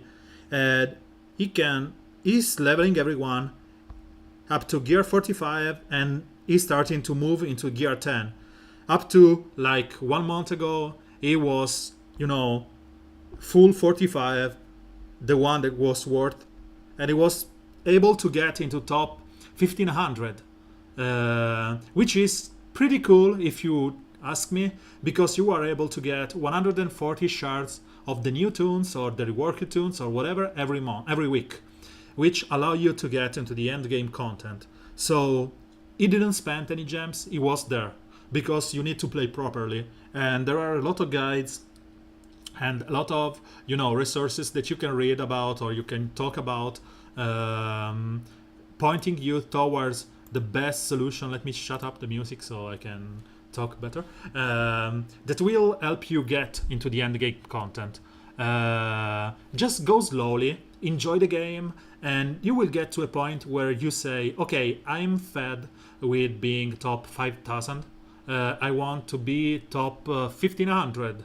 And then you upgrade maybe from Gear 7 to Gear 8, Gear 8 to Gear 10, to Gear, and so on. And you will get, every month, you will get 7k gems. As you can see, the last row here is just 6k, and you will get 1k more from the first day and the 10th day, 11th day of the month. So you will get enough gems. And the crow, let me open this one. I will go towards it. It's doable. You will meet people that will crush your soul, but again, it's the game. There will always be spenders and guys that will be more greedier than you. The most important thing is that you have never ever spent on this. You don't want to spend on those unless they are crazy good, like 2k for 100 shards. I explained before why this is not worth, and I have, as Darren is saying, I have video on YouTube explain this, so I will go just quickly over it in a second, and we'll let you know. And as before the chat goes off, and I want to answer a couple of questions. No, it's not super slow. I'm showing you this one. I will show this in a second. Give me one moment. I was saying there are pretty cool stuff that you can do in the game without even being forced to spend. And let's see if I can pop out this one.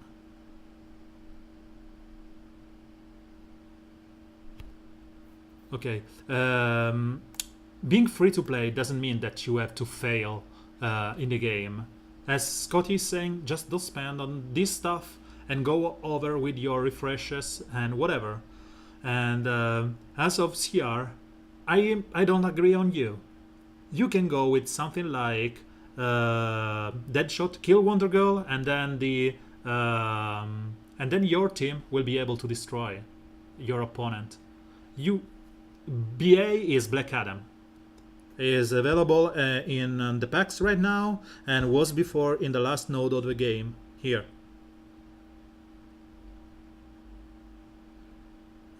So I will showcase this in a second.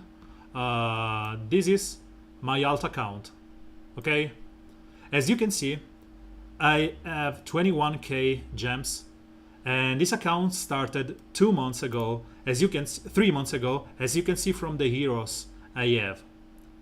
And as long as you are mindful of where you upgrade, what you upgrade, you will be able to compete. Let me put it all on screen. It's okay. So as you can see, by starting 2 months ago, you will recognize from this 3 months ago. So the first month I struggled to get someone to even R4 because it was just like I cannot compete in the event. I didn't care at all. I just gather my login and that's it. The second month it was Wally West and I was able to get him to L2, and it's able to be used into Wonder Girl month.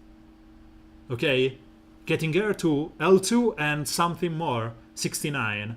And I have started this month event, and I have already R4, and I am able to complete. I wasn't able to complete the previous month up to 4 nodes, so I'm able to complete up to the as you can see, up to the 5th boss node, and I can go here and see if I can beat it.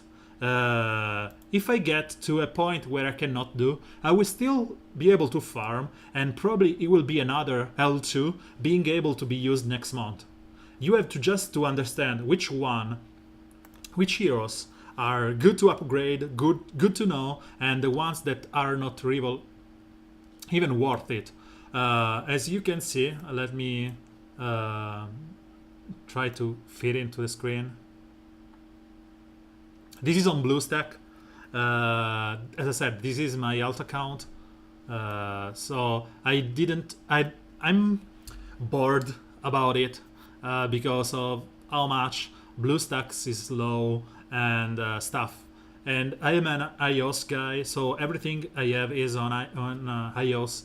I should buy an iPad or telephone that I can play this on.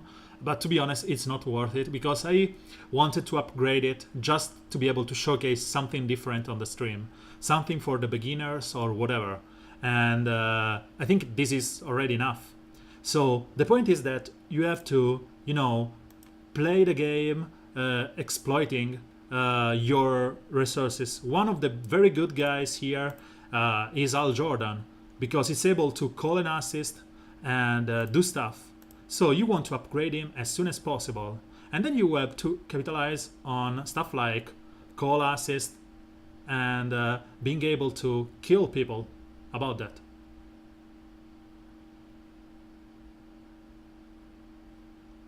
So as you can see, I wasn't able to beat this node before. I'm going again, and because I am able right now to have an L4, L2 Wally West and L2 Wonder Girl, this is going this is going better than it was before.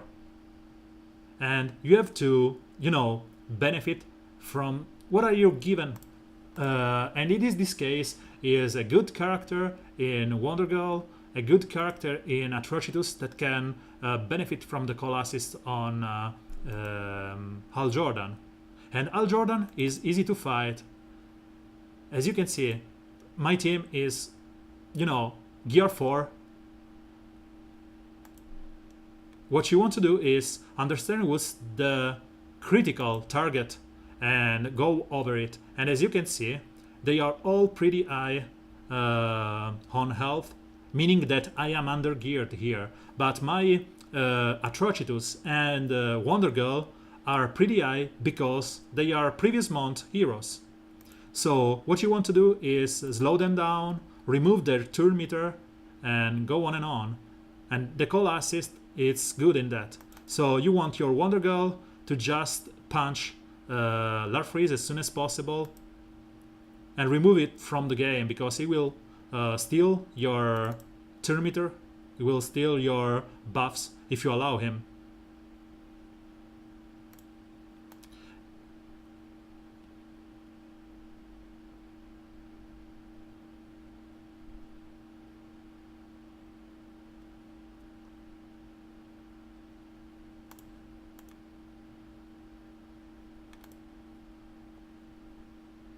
Nox is heavier. I don't know if that's the correct term. It's heavier than BlueStacks. I didn't even manage to play it properly. It was lagging, and yep, I just had to forget about it. Yeah, I will go over the lantern. Don't worry. There's still time. There's still time today. I just wanted to showcase how you can play the game with a new account on a 2-month account, 3 months account, and being able to benefit out of it. I don't want to stun him because he will probably end up removing that.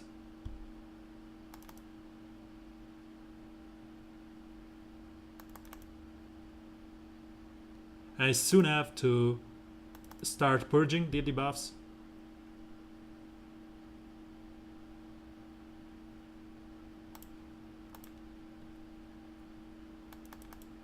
I may end up not being able to complete this event because, again, I will show the gear I'm in and you will laugh at it. Especially if you are a veteran or something, you will laugh at my boards. But again, it's a good way to start, and it's something that I really like being able to do.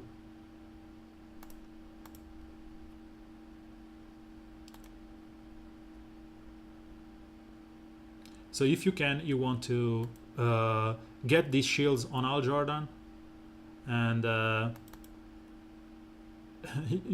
benefit from the Colossus on Wally West. If it doesn't die, he just died. So let's keep punching him with Wonder Girl, hopefully killing this.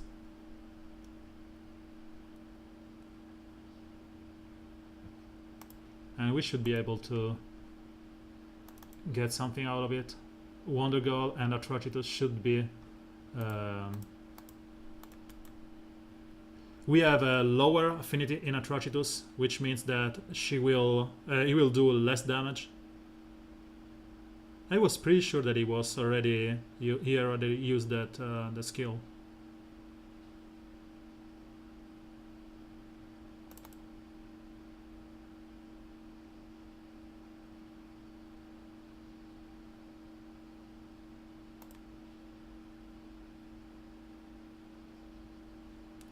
So let's buff again or call an assist. Buff again.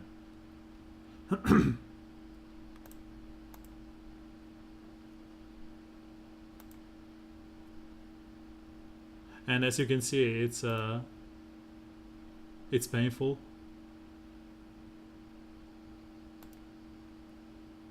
Because you know, so much health.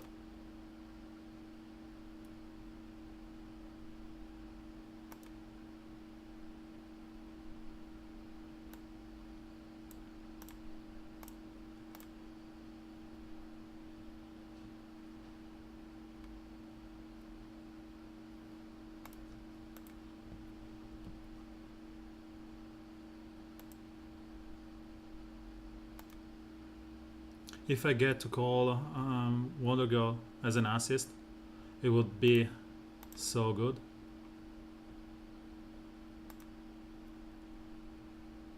The issue with him healing himself, I hope that the stupid Atrocitus dies as soon as possible, because it's the only way I'm going to kill him, by calling the assist on Wonder Girl. Because he's the only one who's getting... Yeah, fine. So Wonder Girl is getting the call and assist every time I go on Al Jordan, and this is over. So let's see if I can kill him on his own proc. It's not proccing at all. I'm not proccing again. I really wish the lasso is proccing more. But again, as you can see, yeah, it happens. I hope that Atrocitus died before, way before, instead of Wally. I don't know why they usually do this stuff, but I will try before the end of the weeks when I get Atrocitus to R5, so it benefits from the damage increase, helping you in the event. And yeah, that's it. This is what I wanted to show. Something that you can compete, and it's not that I stopped, let's say, I stopped here at rank at the third one. I stopped on the very first one, where he is L2. And if you go over my roster, you will see that my team, it's my roster is horrible. I don't have gear 4 to the ones that I am using in the issue, in the challenge. I cannot upgrade those because I'm not still able to complete the third L3 of the gear event, and they are not even fully ringed because I don't have the ring as usual. And if you check my ring event, you will see that I am able to complete up to the third one. So no gear for no gear level 3 for me. So you have to just play with this. And this is like something that would never happen in real life in my main account, because it's capped on PvP energy. And I do the PvP here in the most horrible way you could do that, because I just go there and find people here. I just go over, let's take one. I don't even care who's in there. I just go battle, auto, and go on. So this will be going on auto while I talk about the next month event. So next month event, or the lantern event, is tricky because people have whined about the fact that it was, you know, too easy, not a good reward, because no one cared about that stroke, and it was supposed to be an hard event, and no one even cared because it was, again, pretty easy. So I suppose that they could go there and make it harder, and maybe screw us in the process, because we will not be able to complete it as we would have liked. And maybe they could go instead and remove the only horrible stuff that there's in that event, which was the gating. The gating forced people to play with L5 guys, and the cost of an L5 is at least 4.2k gems. So as you can see, I just auto stuff. I don't care about the effect. It's just that I do that for the 2 daily quests. I don't play the red alert, so my roster is undeveloped. It was something that I was going to use for the stream, and then I realized that I'm not one that likes to level up alts. So I just said nope. But again, in the end I even got to use it. So let's go back to the main course. And as I said, if they forced us to go L5 just to be able to compete in the event, I think that I will go on and L5 my two new guys, which will be Atrocitus, L5, and probably Arceus. I have the resources for L5. Him is already way past the... If we just go for Lantern here, which will leave some of them out, you will see that I have enough broccoli of L4, and after the PvP mount I will be high enough for L5. Jon Stewart, I don't care. Arceus is L5able.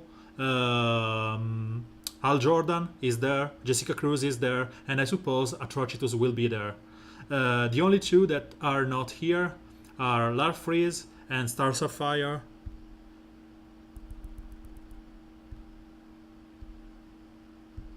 Starfreeze is a new character that will come next month. It will be able to freeze all your guys. Will not be L5. Yeah, we'll pass over Jon Stewart. It will not be L5 because it will cost me so much that I won't go there. But on the other hand, Star Sapphire is L5able and she's cool. So if I need someone, I will probably end up doing that. So my initial team, if the the event is doable, is something like this. This is the initial idea that I have. Let's say they remove the gating.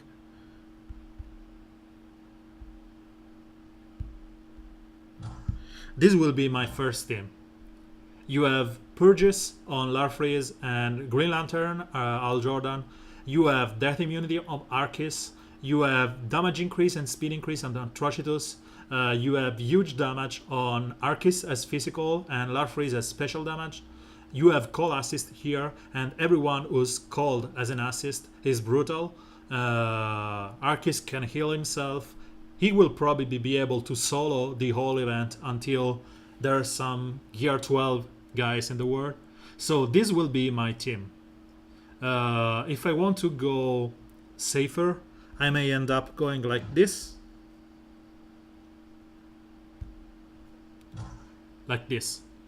I don't want to go and invest heavily, even though I will get him to L4 after the event and Gear 11 when I can. And I want to invest too heavily into Sinestro, just because if they are gating the event, I will not be able to play with him or Larfreeze. So if there's a gating for L4, for example, I will be forced to go for something like this or something like this. And you can have Jessica Cruz instead of someone else.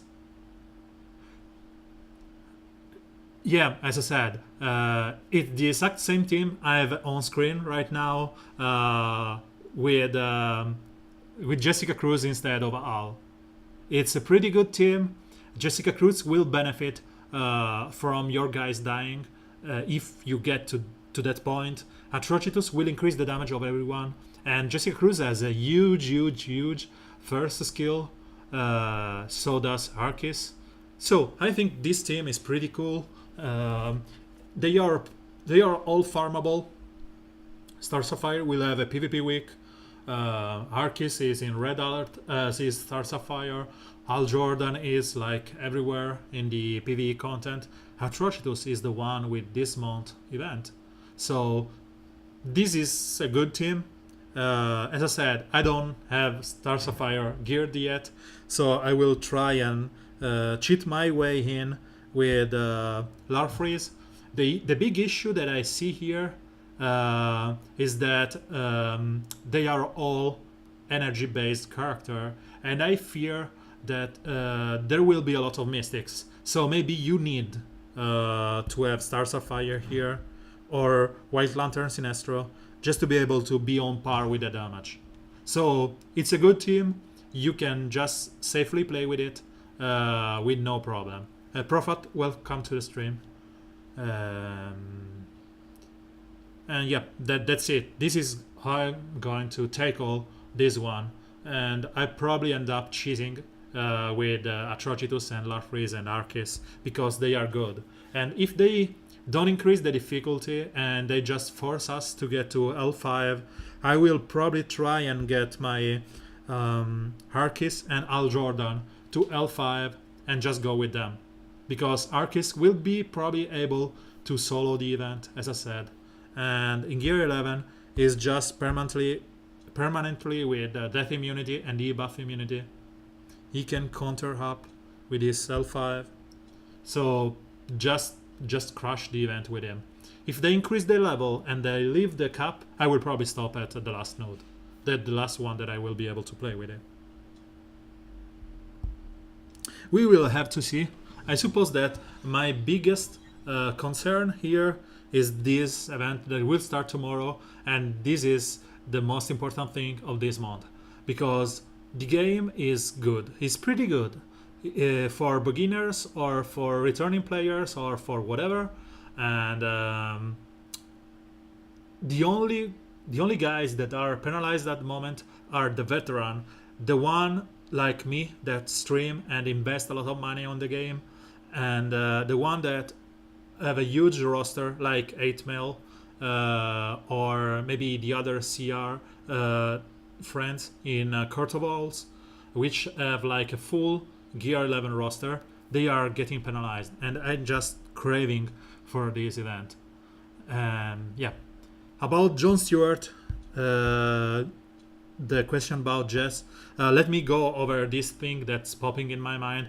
Again, if you are watching this on YouTube, or if you are crawling here and you are not a follower, please follow here, subscribe on YouTube.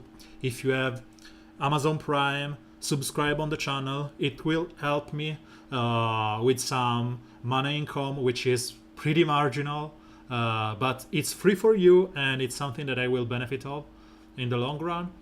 So subscribe with Twitch Prime here, and feel free to ask for content or question or whatever, because every streamer needs an audience, and the audience should be able to ask for content.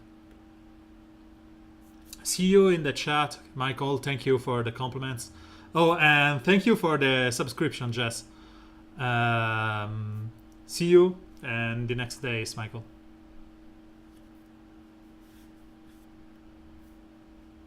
Yeah, as I said, and thank you for the Twitch Prime subscription, Michael. As I said, there will be some kind of whining, because it's the internet. Haters are gonna hate. Even if you... I was talking with people over Discord, and I said, if you join this game and they will give you everything at Gear 11, level 80, Legendary 5, people will whine that there's no content, that you can crush souls with this team. Like, consider if this is League of Legends. When you play League of Legends, you are able to have a character just out of the box, or even better, this is Overwatch, because League of Legends you can unlock new character every month. That's it. This is Overwatch. In Overwatch, you start playing, you have a huge roster that you can choose, and you will go in there and you have just skill involved. Everyone is on the same level, and I'm pretty sure that people will say, oh, it's a shame, I don't have any kind of... I like leveling. There's nothing to level in here. And people will just drop off. And if you make things harder, people will say, oh, I just want to compete, and these things are harder. So to me, the perfect solution is the one that I showcased with my alt account. As you can see, I have an alt account which is, let's say, underleveled. And I got my soul crushed by Larfreeze because I didn't have a good enough roster to beat him. He's L2, probably geared 7, 8 in that node. So just allow me to be able to play the game and then be destroyed. So remove the requirement to get into the event and let me play. And if I die, it's okay. I'm not good enough for the game. But I have something worth working toward to.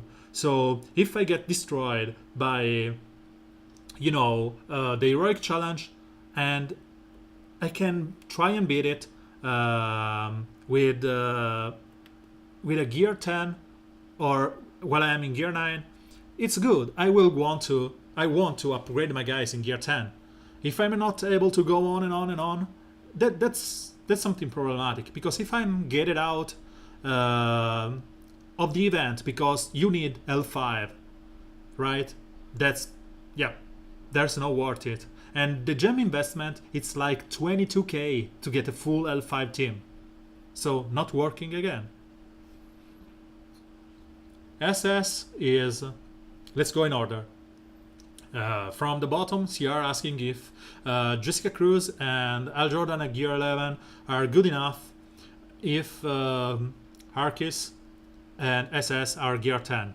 And as I said before, talking with Measure, they are good enough. It's a good team, and Arkis is good at gear 10, and SS have been told that she is gross at gear 10. I'm not going there and upgrading her yet because I want to see if and which character has the bonus for the additional point in this event tomorrow. So when I see that, I will decide for my next gear 11. And about Profat, I've talked about the 3 events of this month: the PvP, the 2 PvE, the Heroes Challenge, the wine about the people on Discord and Reddit, and the White Lantern Sinestro 1. So if you ask me maybe a more detailed question, I will go on and talk about the event, the one that you are referring, because there are 3, and in the meanwhile, let me get this point and go back to the PvP while Profat explains what he wants me to talk about. So we were struggling against someone here. I cannot remember which one, but there's an interesting team.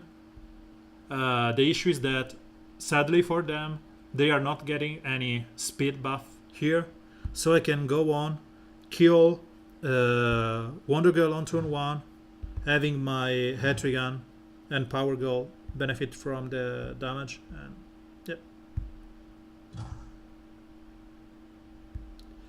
so Hetrigan will kill opposing Hetrigan, and I need someone maybe.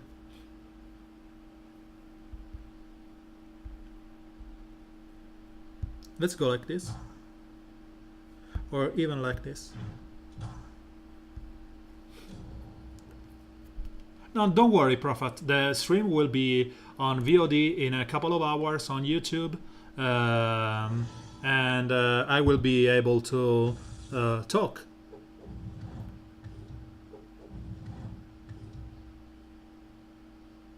What just did happen here? Oh, Hetrigan just got the turn meter up, so it's okay. I couldn't understand why Hetrigan went before my Deadshot Iron Gun.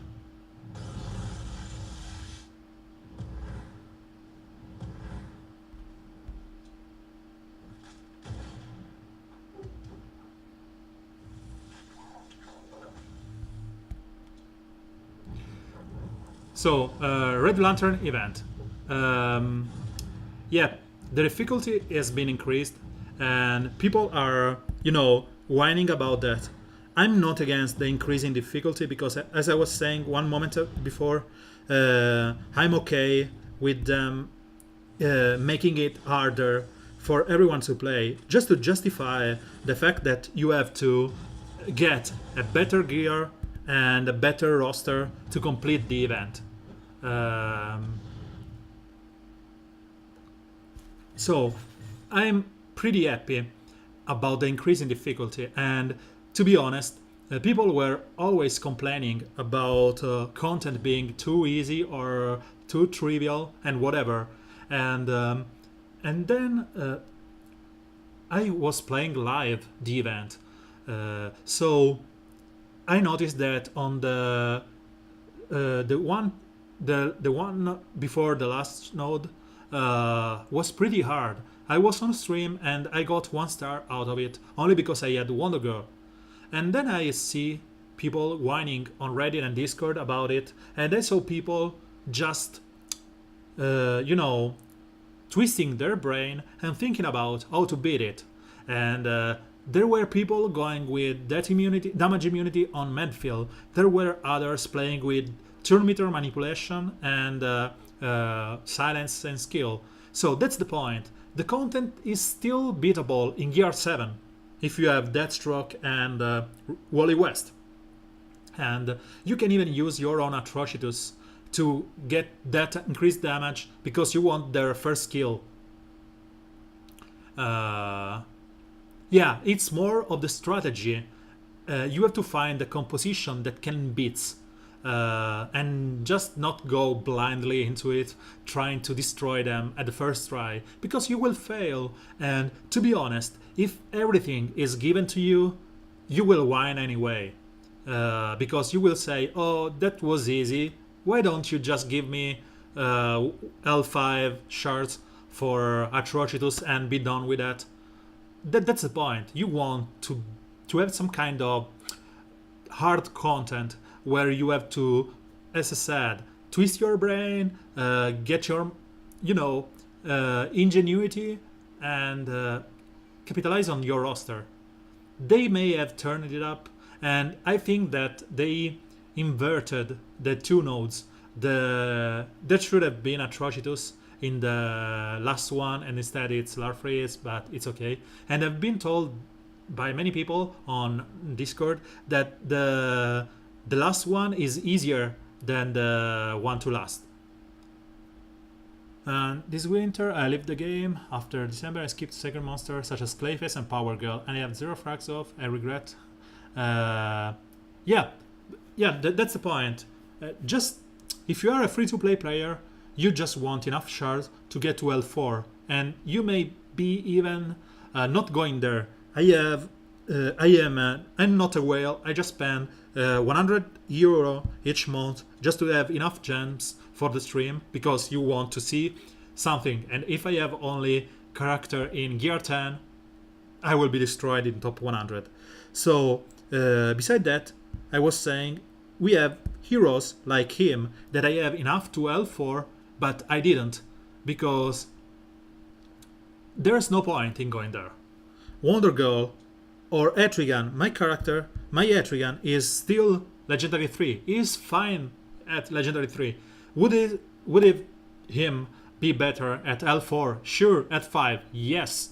But the point is that you may not have the resources to get there, because Legendary Essence is costly, and you may not want that upgrade or that point. Imagine if we were like 4 months ago and you upgraded this skill.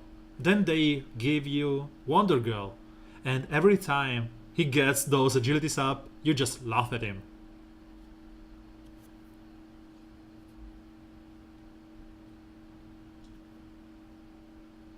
So Mix and 7th getting Gear 9, Wonder Girl, still could beat now. Yeah, Kid Flash, yeah, that's a good team. Kid Flash, Deathstroke, Medfill, and Al Jordan. You have a call assist.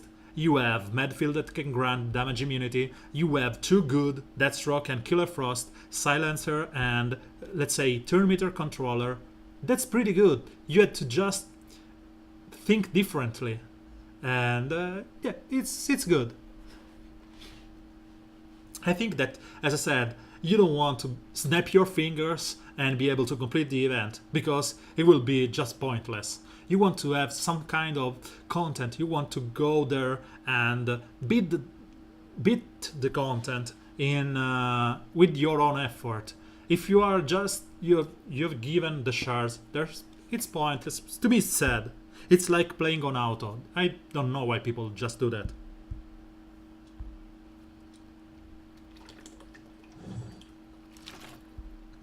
And we got the 3 rings that we needed.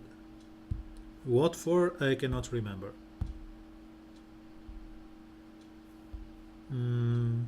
I wanted to have those 3 rings, but I cannot remember where. Maybe Larfreeze?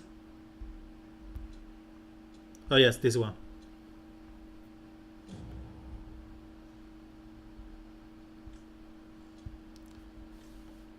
So let's go back into PvP. I should be, let's say, 8ish. 96, okay. We just lost a bunch of energy trying stupid comps. Yeah, Wonder Girl is a big offender to the game, and I really wish they left her with 100% proc chance. Because, like I said before, you want something to be that's worth thinking about. Let's try this. If you are able to just snowball through the content and play always the same thing, like some time ago we were basically able to play the whole content. Let me kill... I should kill Banshee first, but I want to kill Wonder Girl because I don't want her to get the DI, so fine. And I should be able to kill Banshee at this. Okay. Yeah, Larfreeze gains perma intelligence up, but it's from the 5th skill, so it may be a while before we get there. So 9k on a crit immune Hetrigan, and I'm not even enraged, so no buffs for me.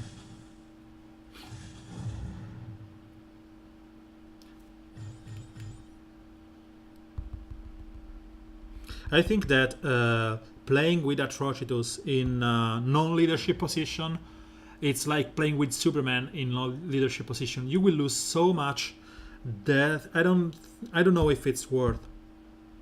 Let me buy a bunch of packs here.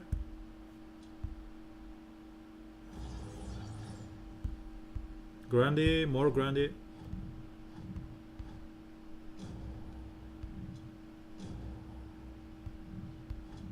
Oh, at least I got some blue rings. Okay, it seems that I'm not getting any, so let's just buy it. This will be my last energy for the day.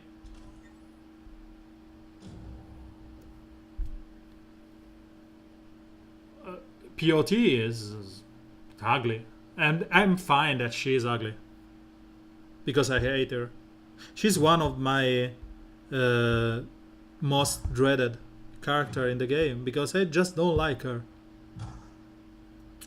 So the plan here is to be stupid. I didn't consider that I should have brought a taunt on turn 1, because here I will not be able to slow down a reverse flash. At least he didn't go for the... Okay, we are fine.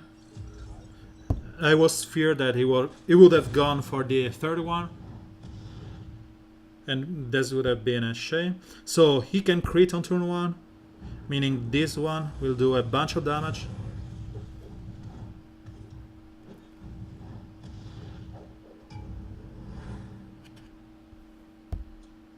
By the way, Superman is not better in non-leadership. It's just usable in non-leadership. It would have been strange if you had someone that's better in non-leadership when he's supposed to be a leader. You know, imagine if that shot air gun would have been better with a leadership ability non-lead. Would have been strange, something would have been messed up. But I get your point. Superman just lose the ability to taunt up when everyone gets crit and lose the damage immunity, while POT, which I don't like, POT loses everything. She loses the ability to purge her friends, and people have her at L5 or more, so there's a buff immunity even. The double attack on Fury of Zeus, it's great. She will lose agility and speed, meaning she will be less tanky. And she has a lot of agility, as you can see. At gear 10, she has 1105. So this will become way more than tanky character. Let's say Superman doesn't have 2k agility. So that's just it. That leadership ability is huge. Katana, on the other hand, doesn't care where you play with her. She's better at on the leadership position because she gets increased damage with 1.5% target max health, which is like half of a true damage. But the leadership will only make her stealing buffs and stuff from there and increasing the damage that she does and being a little bit more tankier. But she's squishy anyway, so the low agility that she has is nothing. Doesn't help her any longer. So she will be on par with something like this, 1,300. So let's go back to the music. I finished my rambling.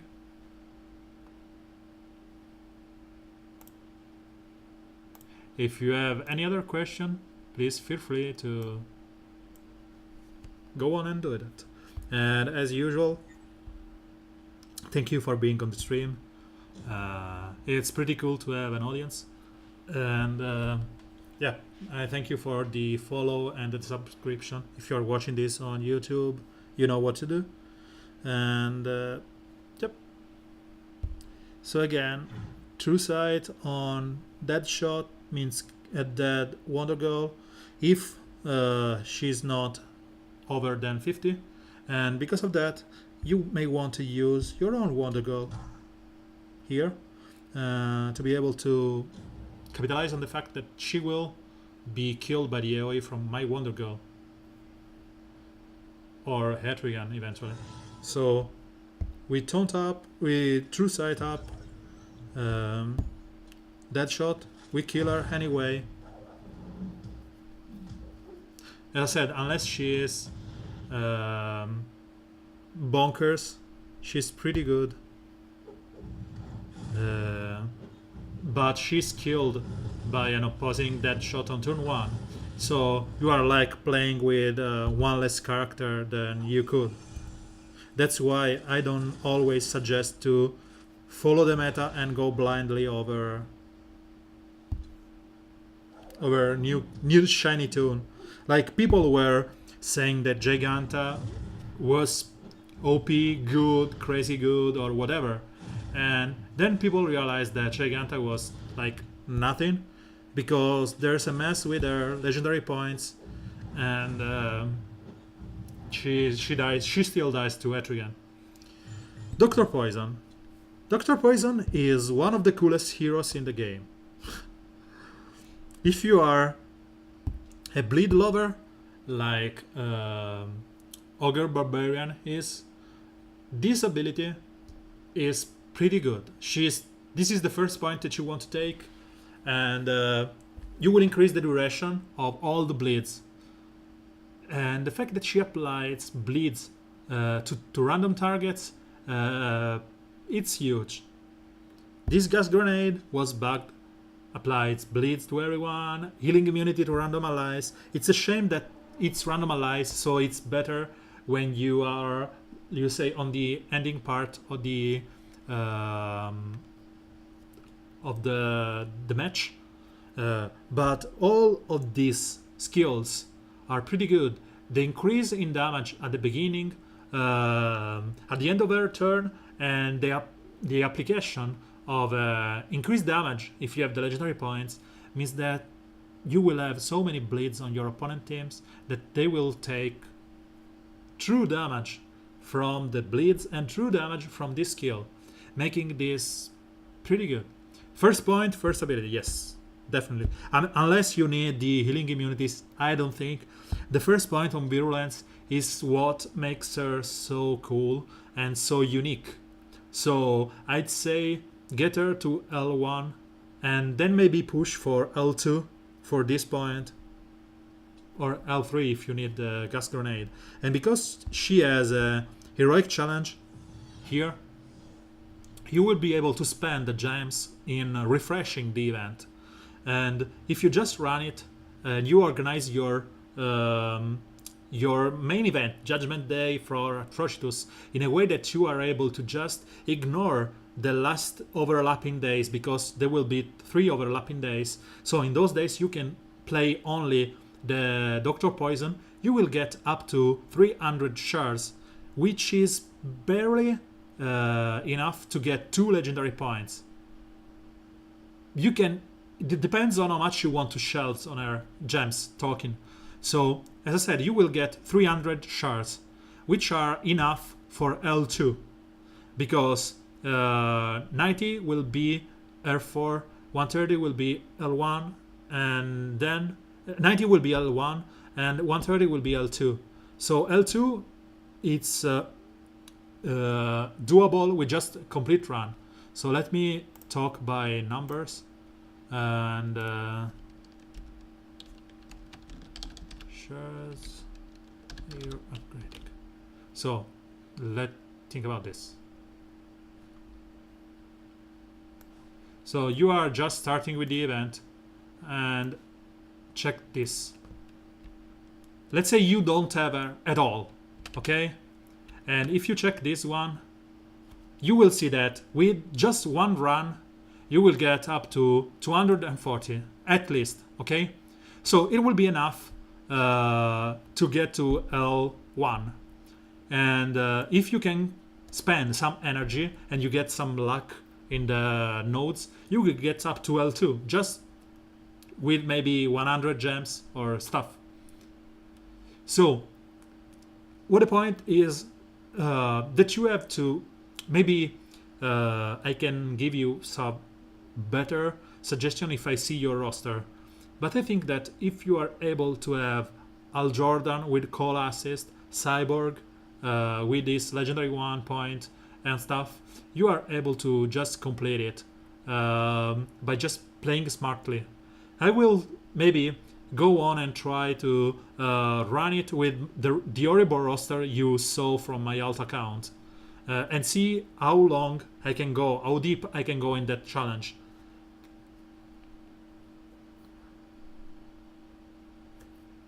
So the math is there. You can get to even L10,000 if you spend the gems on her. As I said, she is a cool kit that benefits from legendary points. At least the first 2, which is the 1 and the 4th. But again, you may even just go with the first and be done with that. It's cool. It's a cool character, and if you play with Siren and Cheetah and maybe Aquaman or Lobo, it's, yeah.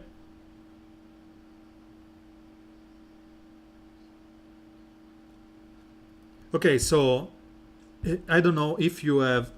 I think I always say, if you let me play with whatever I want, there is this free-to-play team which can destroy any kind of heroic challenge, any kind.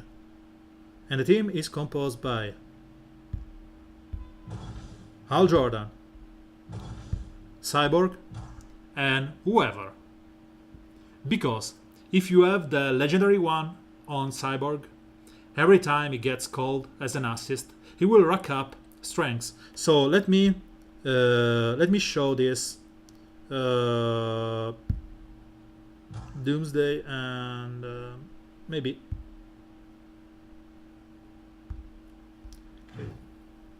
I don't know which nodes have up, so let's go like this.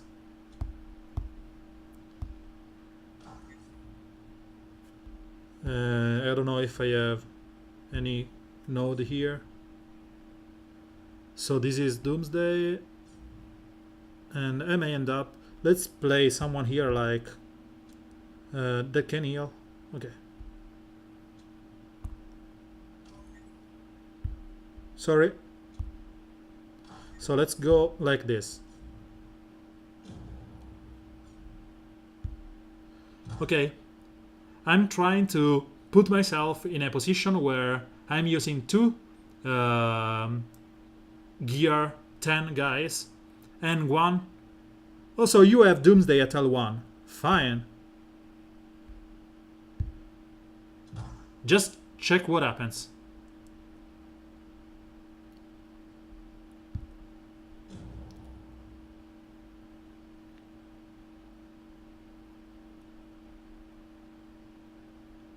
Because of the legendary point from Hal Jordan, I will be able to call an assist, and everyone that's called as an assist is good.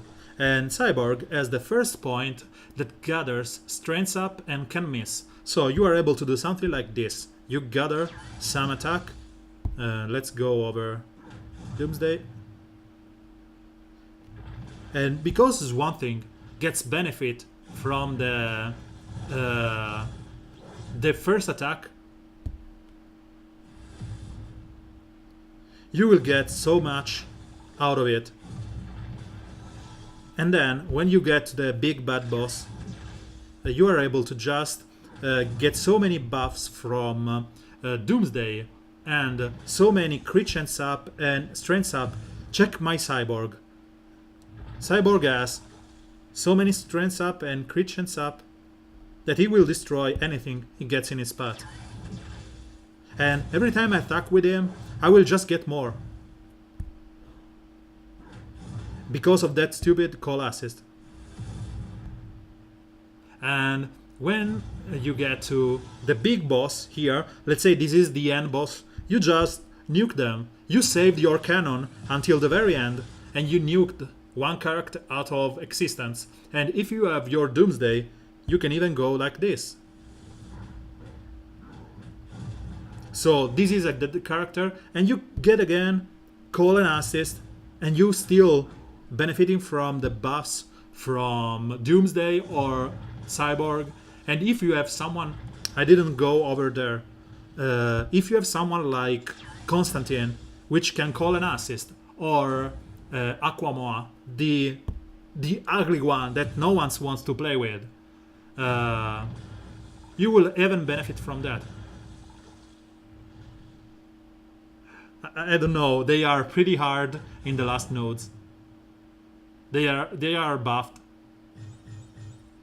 Thank you. I will end the stream soon enough. So what I was saying, just get someone that can call an assist, and you should be fine. As you can see. Good night here.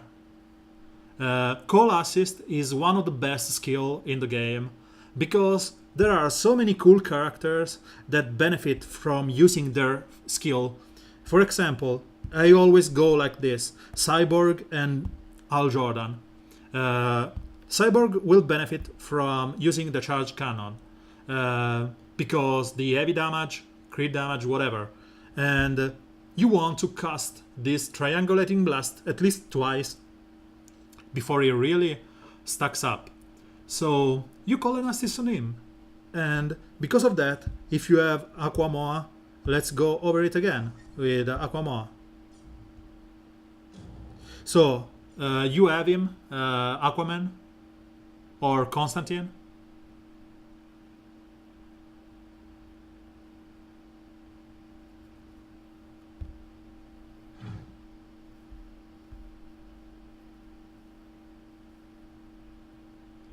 Let's find more call assist guys.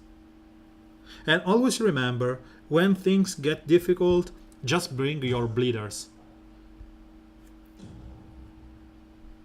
Yeah, I will show what bleeders will do to...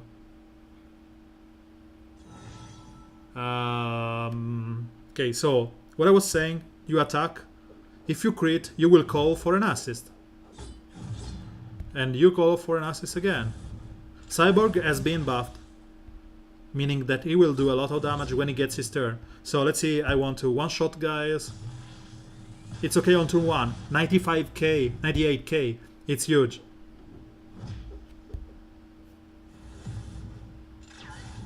Chemo, Siren Poison, and Steppenwolf for Heroic Challenge. So, I don't like Chemo at all. Until you get him to higher gears, like in gear 11 or 10. Swamp Okay, Swamp Thing, okay. As I said, I don't like Chemo because of that. So let's show what a bleed will do on a huge health character like Doomsday. And because of the assist here, as you can see, I'm destroying Doomsday and I didn't even attack once.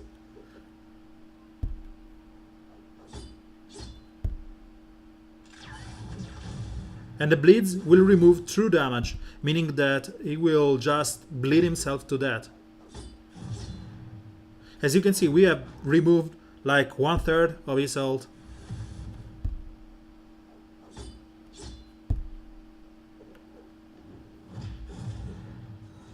Yeah, Atrocitus is good enough because of that, because he will force Cyborg to go on his first.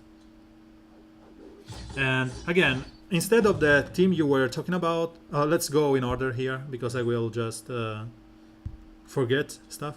So instead of going like this, you want to go with Chemo, Siren, Poison. So Siren,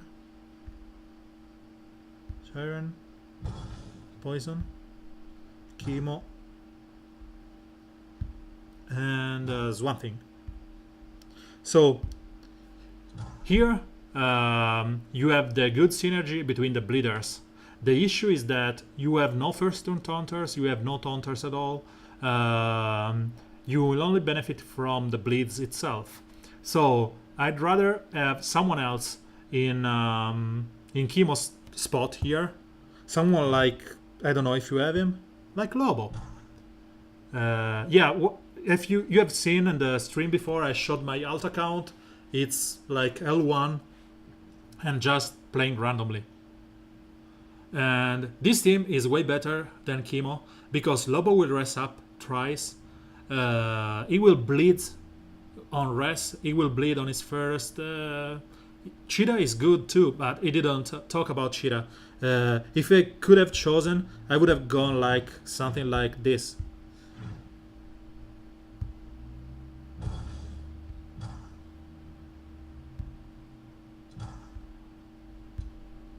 This, or even better, this one for the event. Batman CC.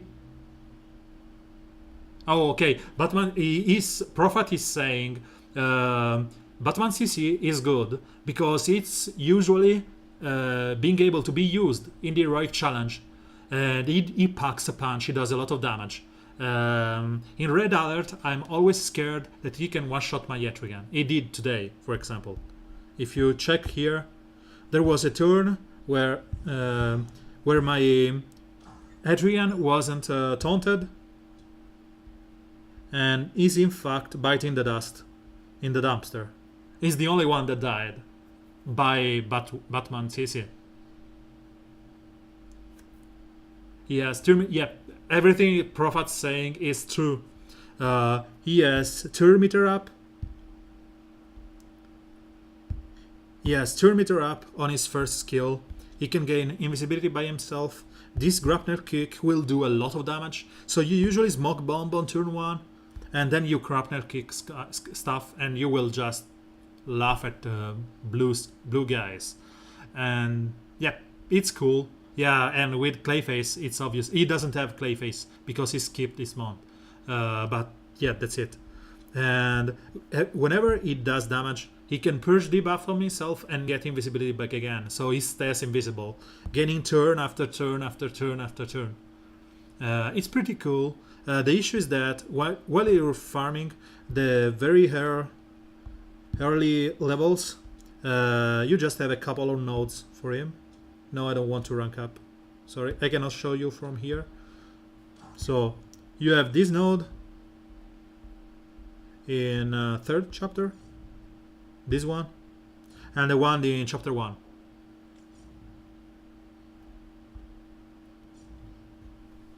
It's okay. It's not, you have to consider long-term project. Batman is cool, and as I said, it's cool because it's being used in every heroic challenge up to now. It's not something that you have to force yourself, and I love Huntress. I'm one of those guys that loves Huntress. Bane is cool. I don't like him, but it's cool.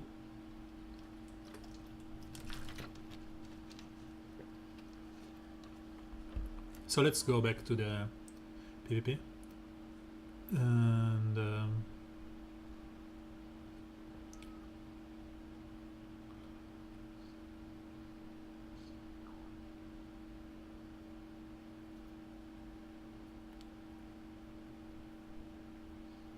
okay, so I've answered all the questions. I should be fine to go on with the game. So usual boring team on the other side. I say boring team whenever I see a team that's relying only on my guys being enraged. Because it's the only thing that's happening here. You get enraged and you fail. You don't. There's a walk in the park.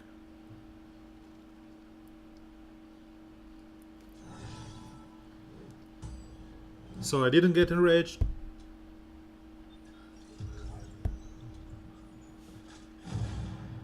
And the walk started.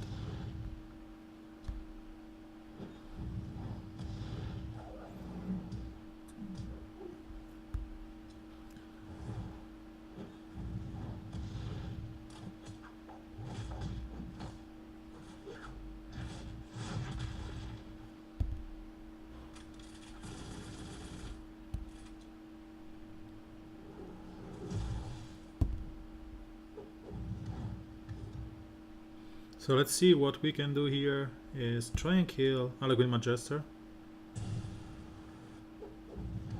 Yeah, sure, go on Superman.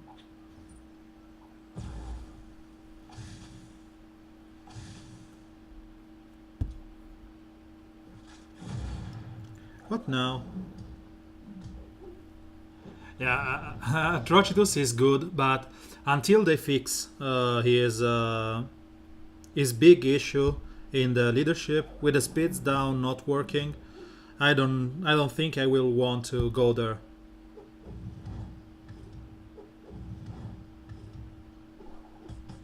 Because he will mess up stuff, and Atro doesn't say that if you miss you are good to go.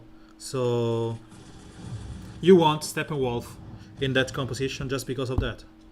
No crit, I know. And maybe Superman will help here. Stun? Nope. Okay, this is over. 14 points for us. Those photos can be sent on DM on Reddit. No, but join Discord. I will give you the Discord server. Give me a moment. I will go in the next days and add all my ability to contact me on the stream. So Rediverse, invite people, make it expiring one day, grant temporary, no limit, and expire never. Generate a new link. Sorry. So on Twitch chat you can see this link here. If you join here, you will join the Redditverse Discord server about DC Legends. DC Legends, that Discord server is populated with cool guys and trolls and whatever. No, we are just cool guys, and you have a chance there to meet your favorite streamer, welcome, and talk with me directly, add me to friends or whatever. And yeah, just go there. There will be even the other guys from Oddsman, which are way cooler than me. Shout out to Augur, Barbarian, Daniel, and Doombucks. There are other guys, there's 8mail, a lot of the holes are there. But you know, your Dulot is there, so that's what matters. You cannot link on stream, so just send those on Discord. I will gladly oblige. Yeah, I've used Atrocitus lead in the whole event. It's on video, you can check it on YouTube. Just but I found that in the last part, Hal Jordan with Wally West, Arceus, and Atrocitus is way better. And if you have Wonderland, Starfire, just face roll them. So, to recap, my team for the last node, the actual last node, was this one. Because the first to last, I used to 1-star it. I will never go over it again because it's wasted energy. And it was like this, Wonder Girl, and Stars of Fire. Everyone that's called an assist here is brutally good. The buffs from Wonder Girl Strength Up are good on Arceus and good on Green Lantern because of its low damage. Starfire has a good chance to be called an assist, buffing her intelligence up, and the AoE will destroy everyone in the process. And again, this is a good team to go for the last two nodes. If you cannot beat it, just use Wally West and Deathstroke if you have the first on Deathstroke and the first on Wally West. Something like this. So you want to use Wonder Girl, you want to use Wally West here, and if you have Deathstroke with his turn meter down on his first, use Deathstroke. If you don't, yep. No, I've seen people beating the last node with Gear 7.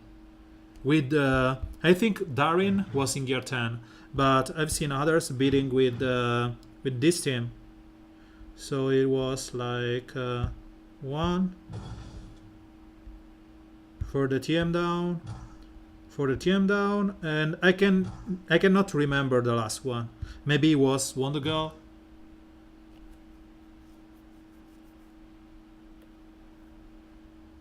The issue with that is that you don't have any good way to destroy. You don't have any good call assist. Go with Al Jordan instead of Broccoli. You won't regret it. Shield on turn 1 and then you just whatever.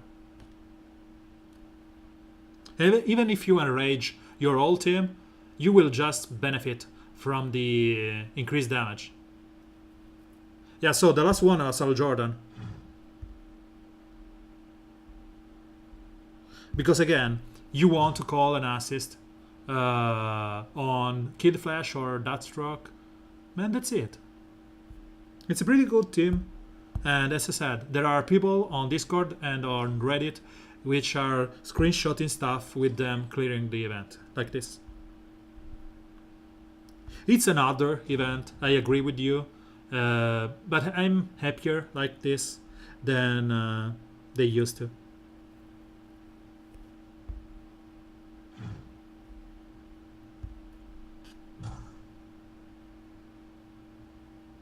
We don't need, maybe we don't need, I was using the wrong team. We don't need Deadshot.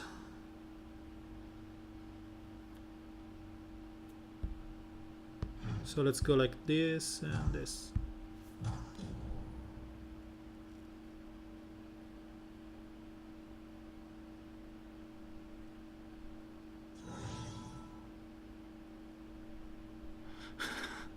Yeah, it's KF, it's Killer Frost, while Kid Flash is Kid Flash. I used to call him Kido just to make him, you know, different than the usual expectation. I don't want to taunt here, so maybe the best thing is to just go over this, like this one, crit and killer with the healing immunity. Means that she will not be able to cheat that. And from here on, we just have to wait an opening.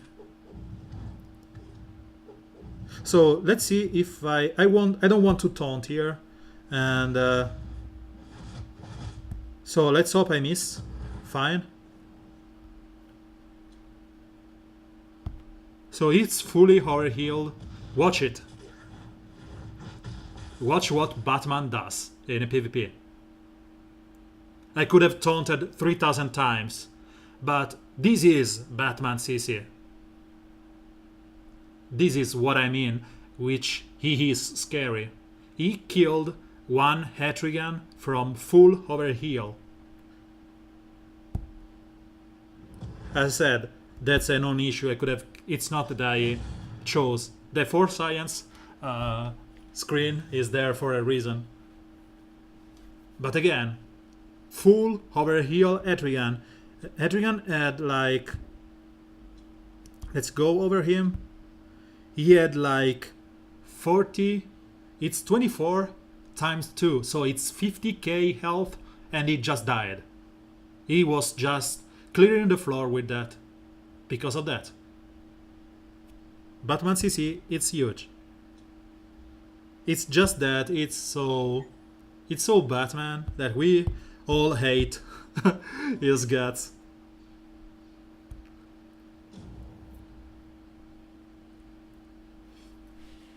So I suppose that we can remove the Force Science at the moment.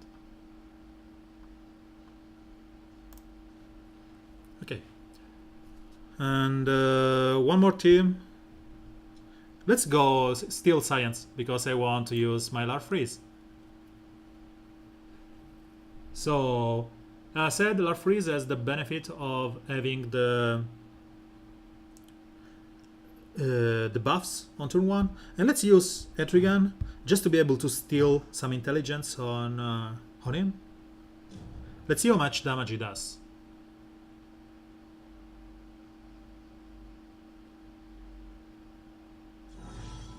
So we have enough buffs on him, especially because I will buff up with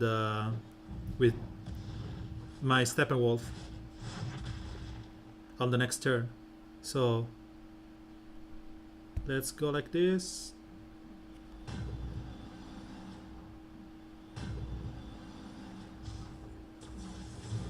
Sure.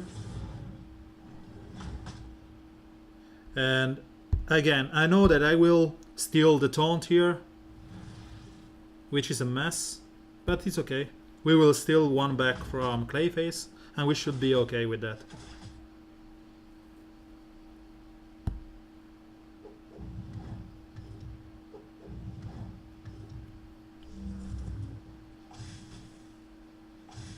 So this is the real test. For him, you have more than 10 buffs, crit chance. Let's see how much damage it does to Harlequin Majester.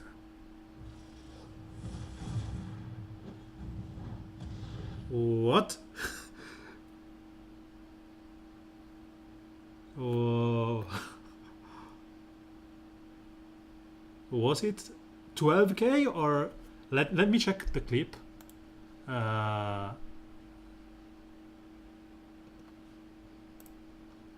Was it 120k?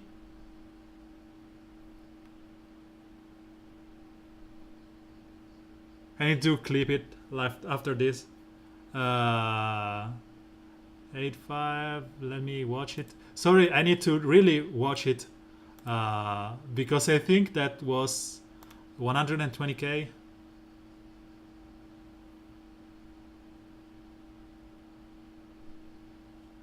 So it's like at the end.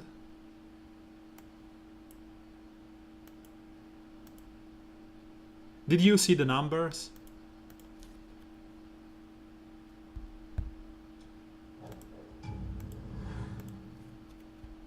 Let's try and steal the death immunity from him. Nope. I was still not able to watch the clip.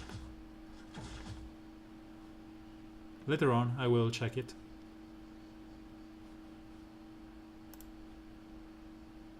Yeah, 12k. What's your opinion on speed up spread with Speedster and Ivy? That was one of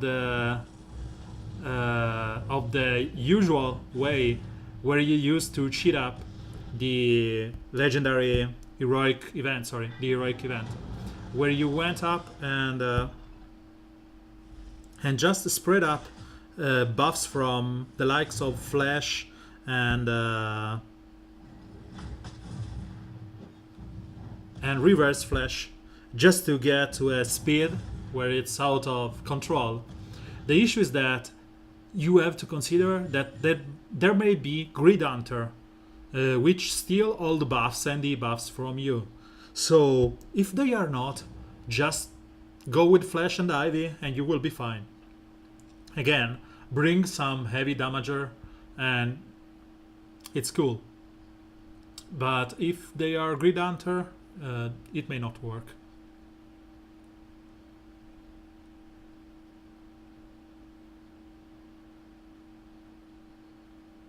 So, not sure I went fast, but it was called being wrong. Okay. We will have chance to test it again, don't worry. And let's just let's go over this like quickly. As I said, when I see POT, I'm always bored because I just don't want to overthink about it. She's annoying, to say the least, because of right now I cannot use healing immunity on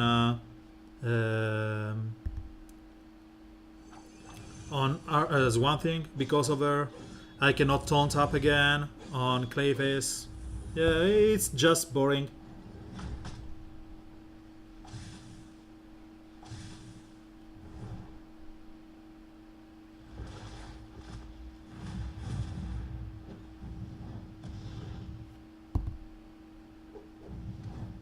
She's one of the best. Don't get me wrong.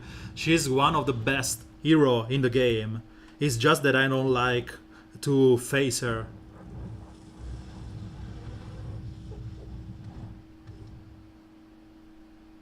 Especially when with Allegory Majester, which means that you cannot, do good tactics because of enrages and stuff.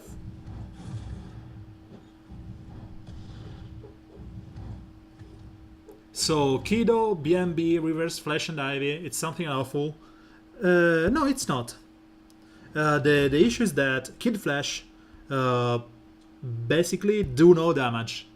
Batman Beyond can do some damage, but you usually play him just for the first skill, so the ability to apply each chance down, and it's good if there is no dead shot on the other side. CC, I got it. CC is Italian for yes, if someone doesn't know it. It's pretty good. The point is that it's like when you see one kid trying to punch you out, 2 years old kid trying to punch you. He can go whatever fast he wants. He can give you like 10,000 million punches in the face, and you will still be laughing at him because there's no damage at all. The only damage in that combo is Reverse Flash, and that's it. Batman Beyond can do some damage, but that's it. I would have rather I've played, let me see if I can play it again, that composition. So I may go there and nope, Wonder Girl. I need one Wonder Girl free team on my opponent board.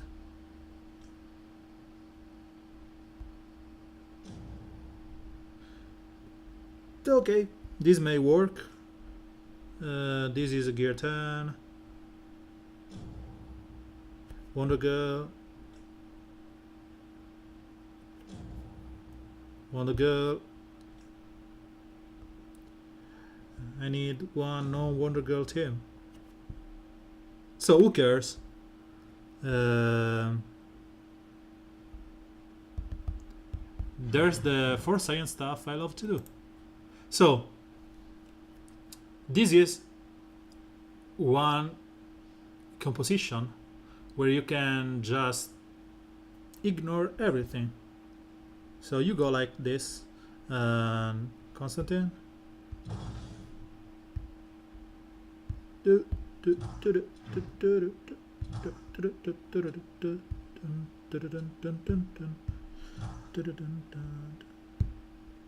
Okay. The reasoning behind this team is that I'd like to taunt up on Doomsday and then spread the strengths up from Reverse Flash. If, and I say if, Wonder Girl doesn't kill him, DOJ doesn't kill him on turn 1.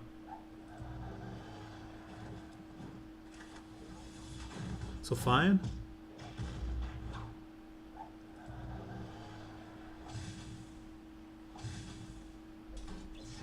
We got to taunt up on Doomsday.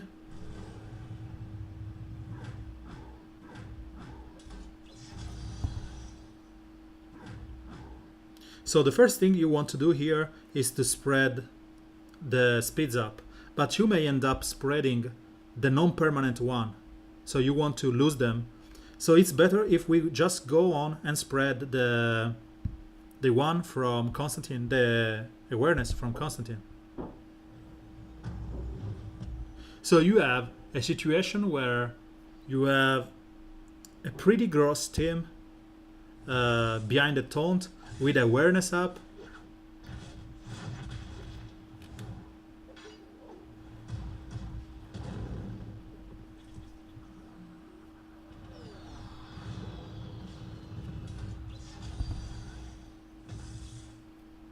So let's apply some debuffs on Eloquent Magister, which I personally hate.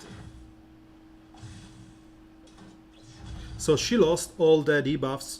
I can go there and kill up to 0 life Eloquent Magister, and then I will taunt on Doomsday.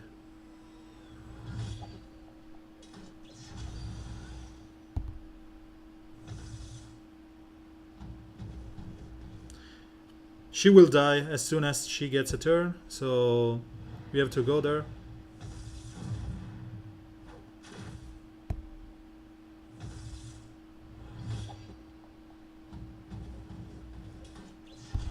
And we keep stacking up buffs on him.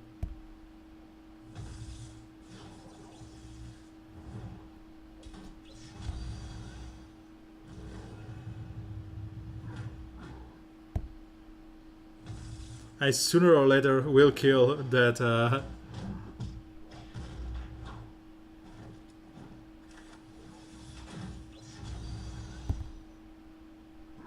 So we lost the taunt.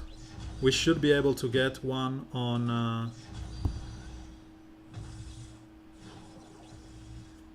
Constantine.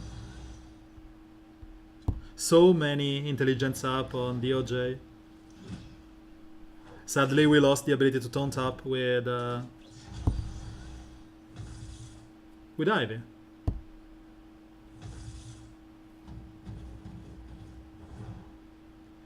Let's see if we can one-shot this penguin. Hoo-hoo! He is tanky! Way tankier than I expected.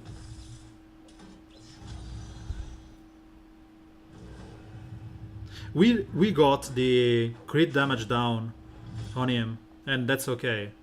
But that's a lot of tanky stuff. And we don't care about the shields. So thank you for the rewatch. It's 12k, which is, as I said, still good.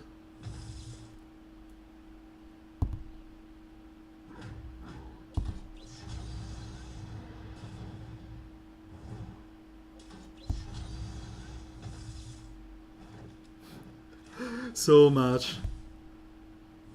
It speeds up on reverse flash. But fine, and she's dead.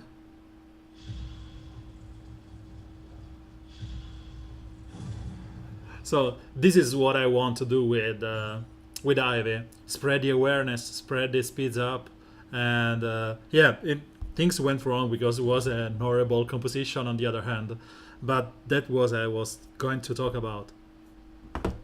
Give me 1 second. Uh,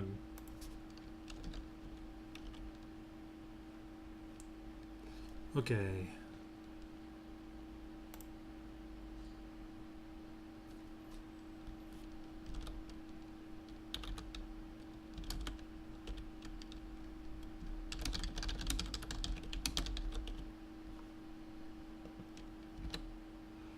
Okay, let's go back to it. Yeah. The issue with Wonder Girl is that she's basically boring because she will do a lot of stuff that you don't want her to do. You want to buff up and she will destroy you if you do that. And that's nice to me because it's something new, something that we weren't expecting. I don't know why people whine about this. So, we were talking about the experiment with Michael, with Larfreeze stealing the death immunity from damage immunity from Superman.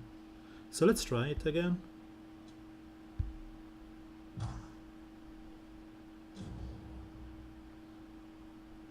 Oh, so Killer Brew is your second account. I will steamroll you.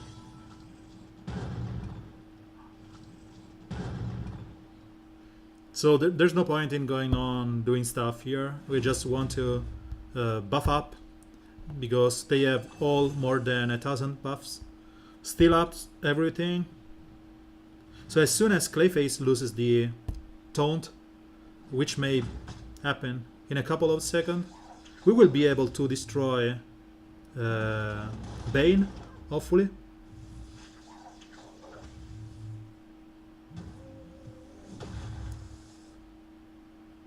Sadly, I don't think we will, because he stole the taunt and he will die.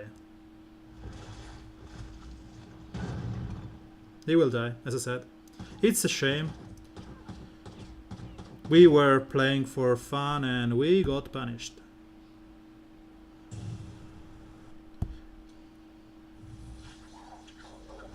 There was this girlfriend I was with that used to say this this thing, which sounded like in Italian is never a joy. It's one thing that the people in Rome says when they just don't get. Never, never, ever anything. Yep.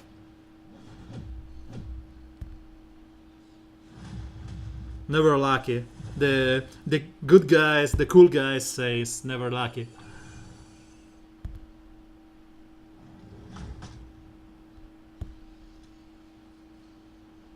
And as you can see, Bane will probably end up killing my Wonder Girl. Just for like, how much life? 1 life? And thank you for the great streamer. I suppose the things that makes me great is the fact that there are like 3 other streamers or whatever. So, Killer Brew. But you are still level 80. And yeah, it's pretty cool point team. So, I have 2 energy here, and because Killer Brew is a friend, we will go in science mode. So what's the best thing we can do here for science mode?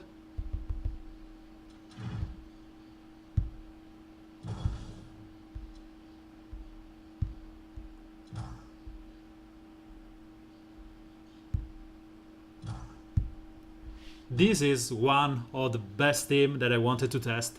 When Atrocitus was out, And as I said, I cannot test it properly because I lack the rings for Grundy, and he still isn't gear 11. I gave the resources, but I don't want.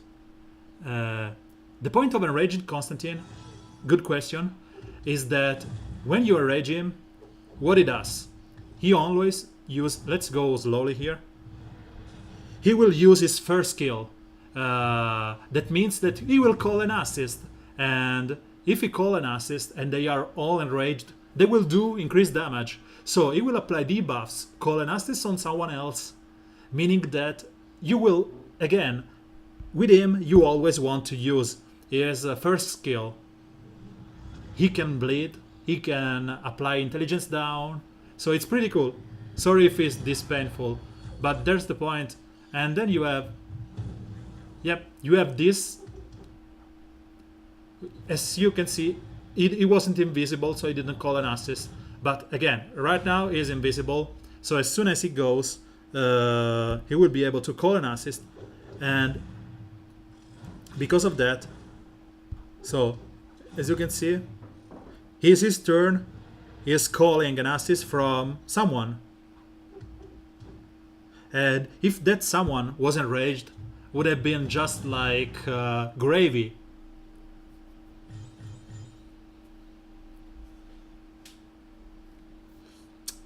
Paul, bear with me.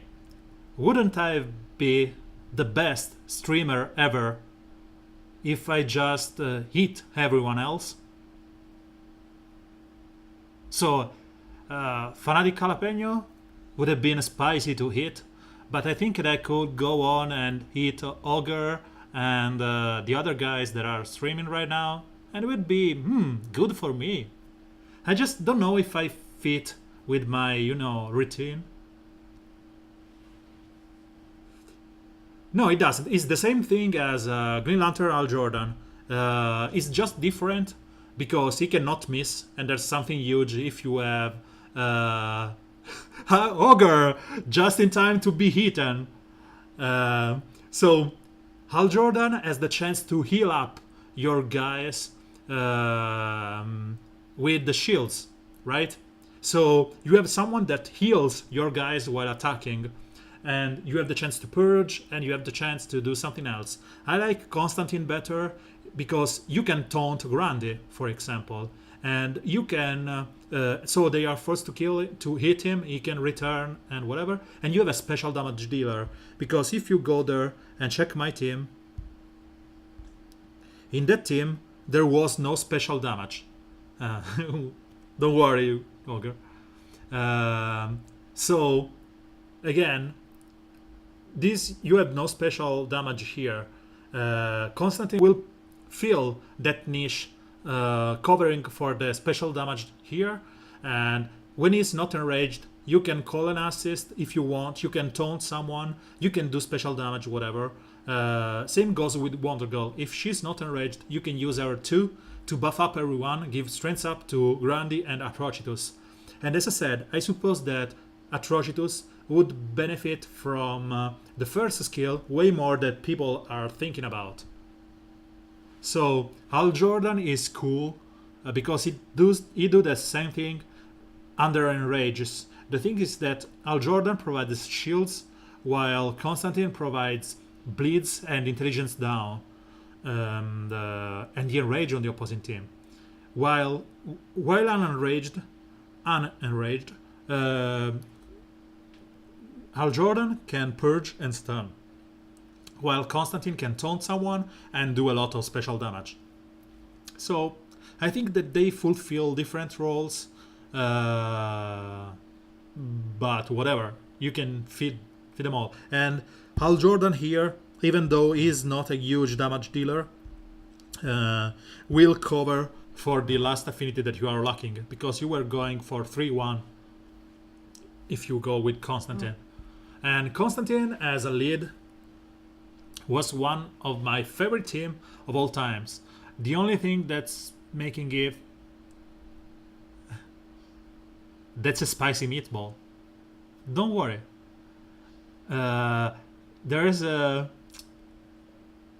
there's this honest trailer when there's this voice that do the voiceover of the stream, and at the end of the stream, he has a deep voice. So they ask him to say stuff.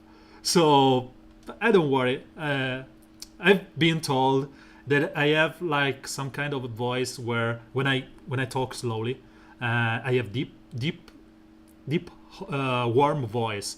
And when I order pizza, my girlfriend used to say, "I'm probably sure that she will." The girl, on the other hand, will give you the number when she call, because I'm something like, "Oh, I want to call for a pizza and I'd like to have it delivered to this address," and because it's soft, it's smooth, is like when I'm not excited about talking about something, it's deeper and it goes like this. Because of that, yeah, it's okay. I've been told by some friends that and it's not racist at all, I sounds like the Indian guys on call center, which are like this, Apu from The Simpsons. If you watch it in an original, I've been told that. And there was one guy when I used to play Guild Wars 2 that said, "Oh, you sound like Arnold Schwarzenegger, so please tell me, get down to the chopper." And yeah, he said that I was sounded like him. So it's all fun and stuff.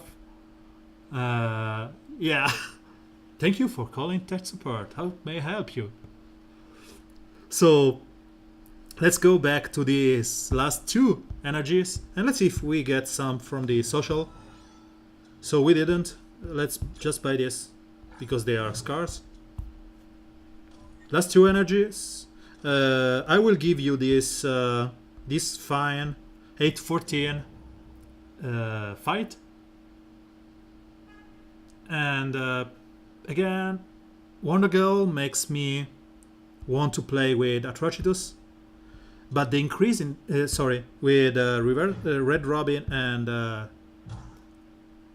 and the fact that there's no possibility here.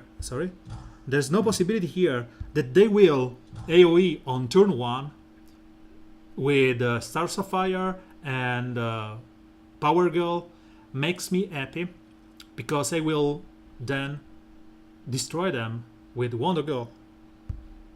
So the plan is go like this, one shot Wonder Girl, Etrigan will try and bring someone down, Wonder Girl will purge and start the damage stuff.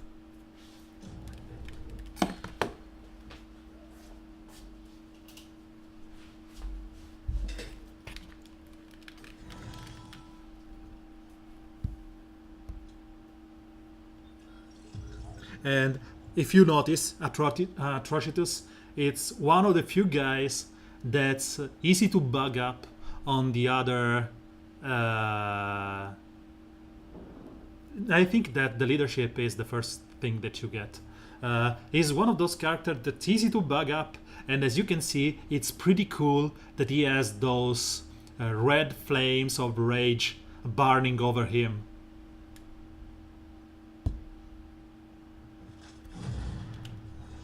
He has the rest me please upgrade though. So let's go over and kill that Wonder Girl before she returns. And that's what I was saying. Wonder Girl will destroy everyone. Just like this.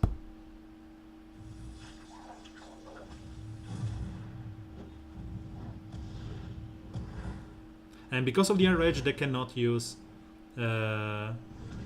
the AoE on turn 1. She was indeed able to get those strengths up to a point where she is getting the damage immunity. But the fact that I use another damaging skill means that she won't be able to get. And she's dead. So 14. Oh, Ogre.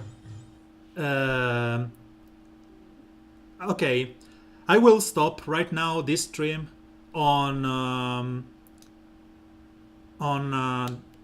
on my iPad and you know the usual OBS stuff, because I have a good reason to showcase this Streamlabs.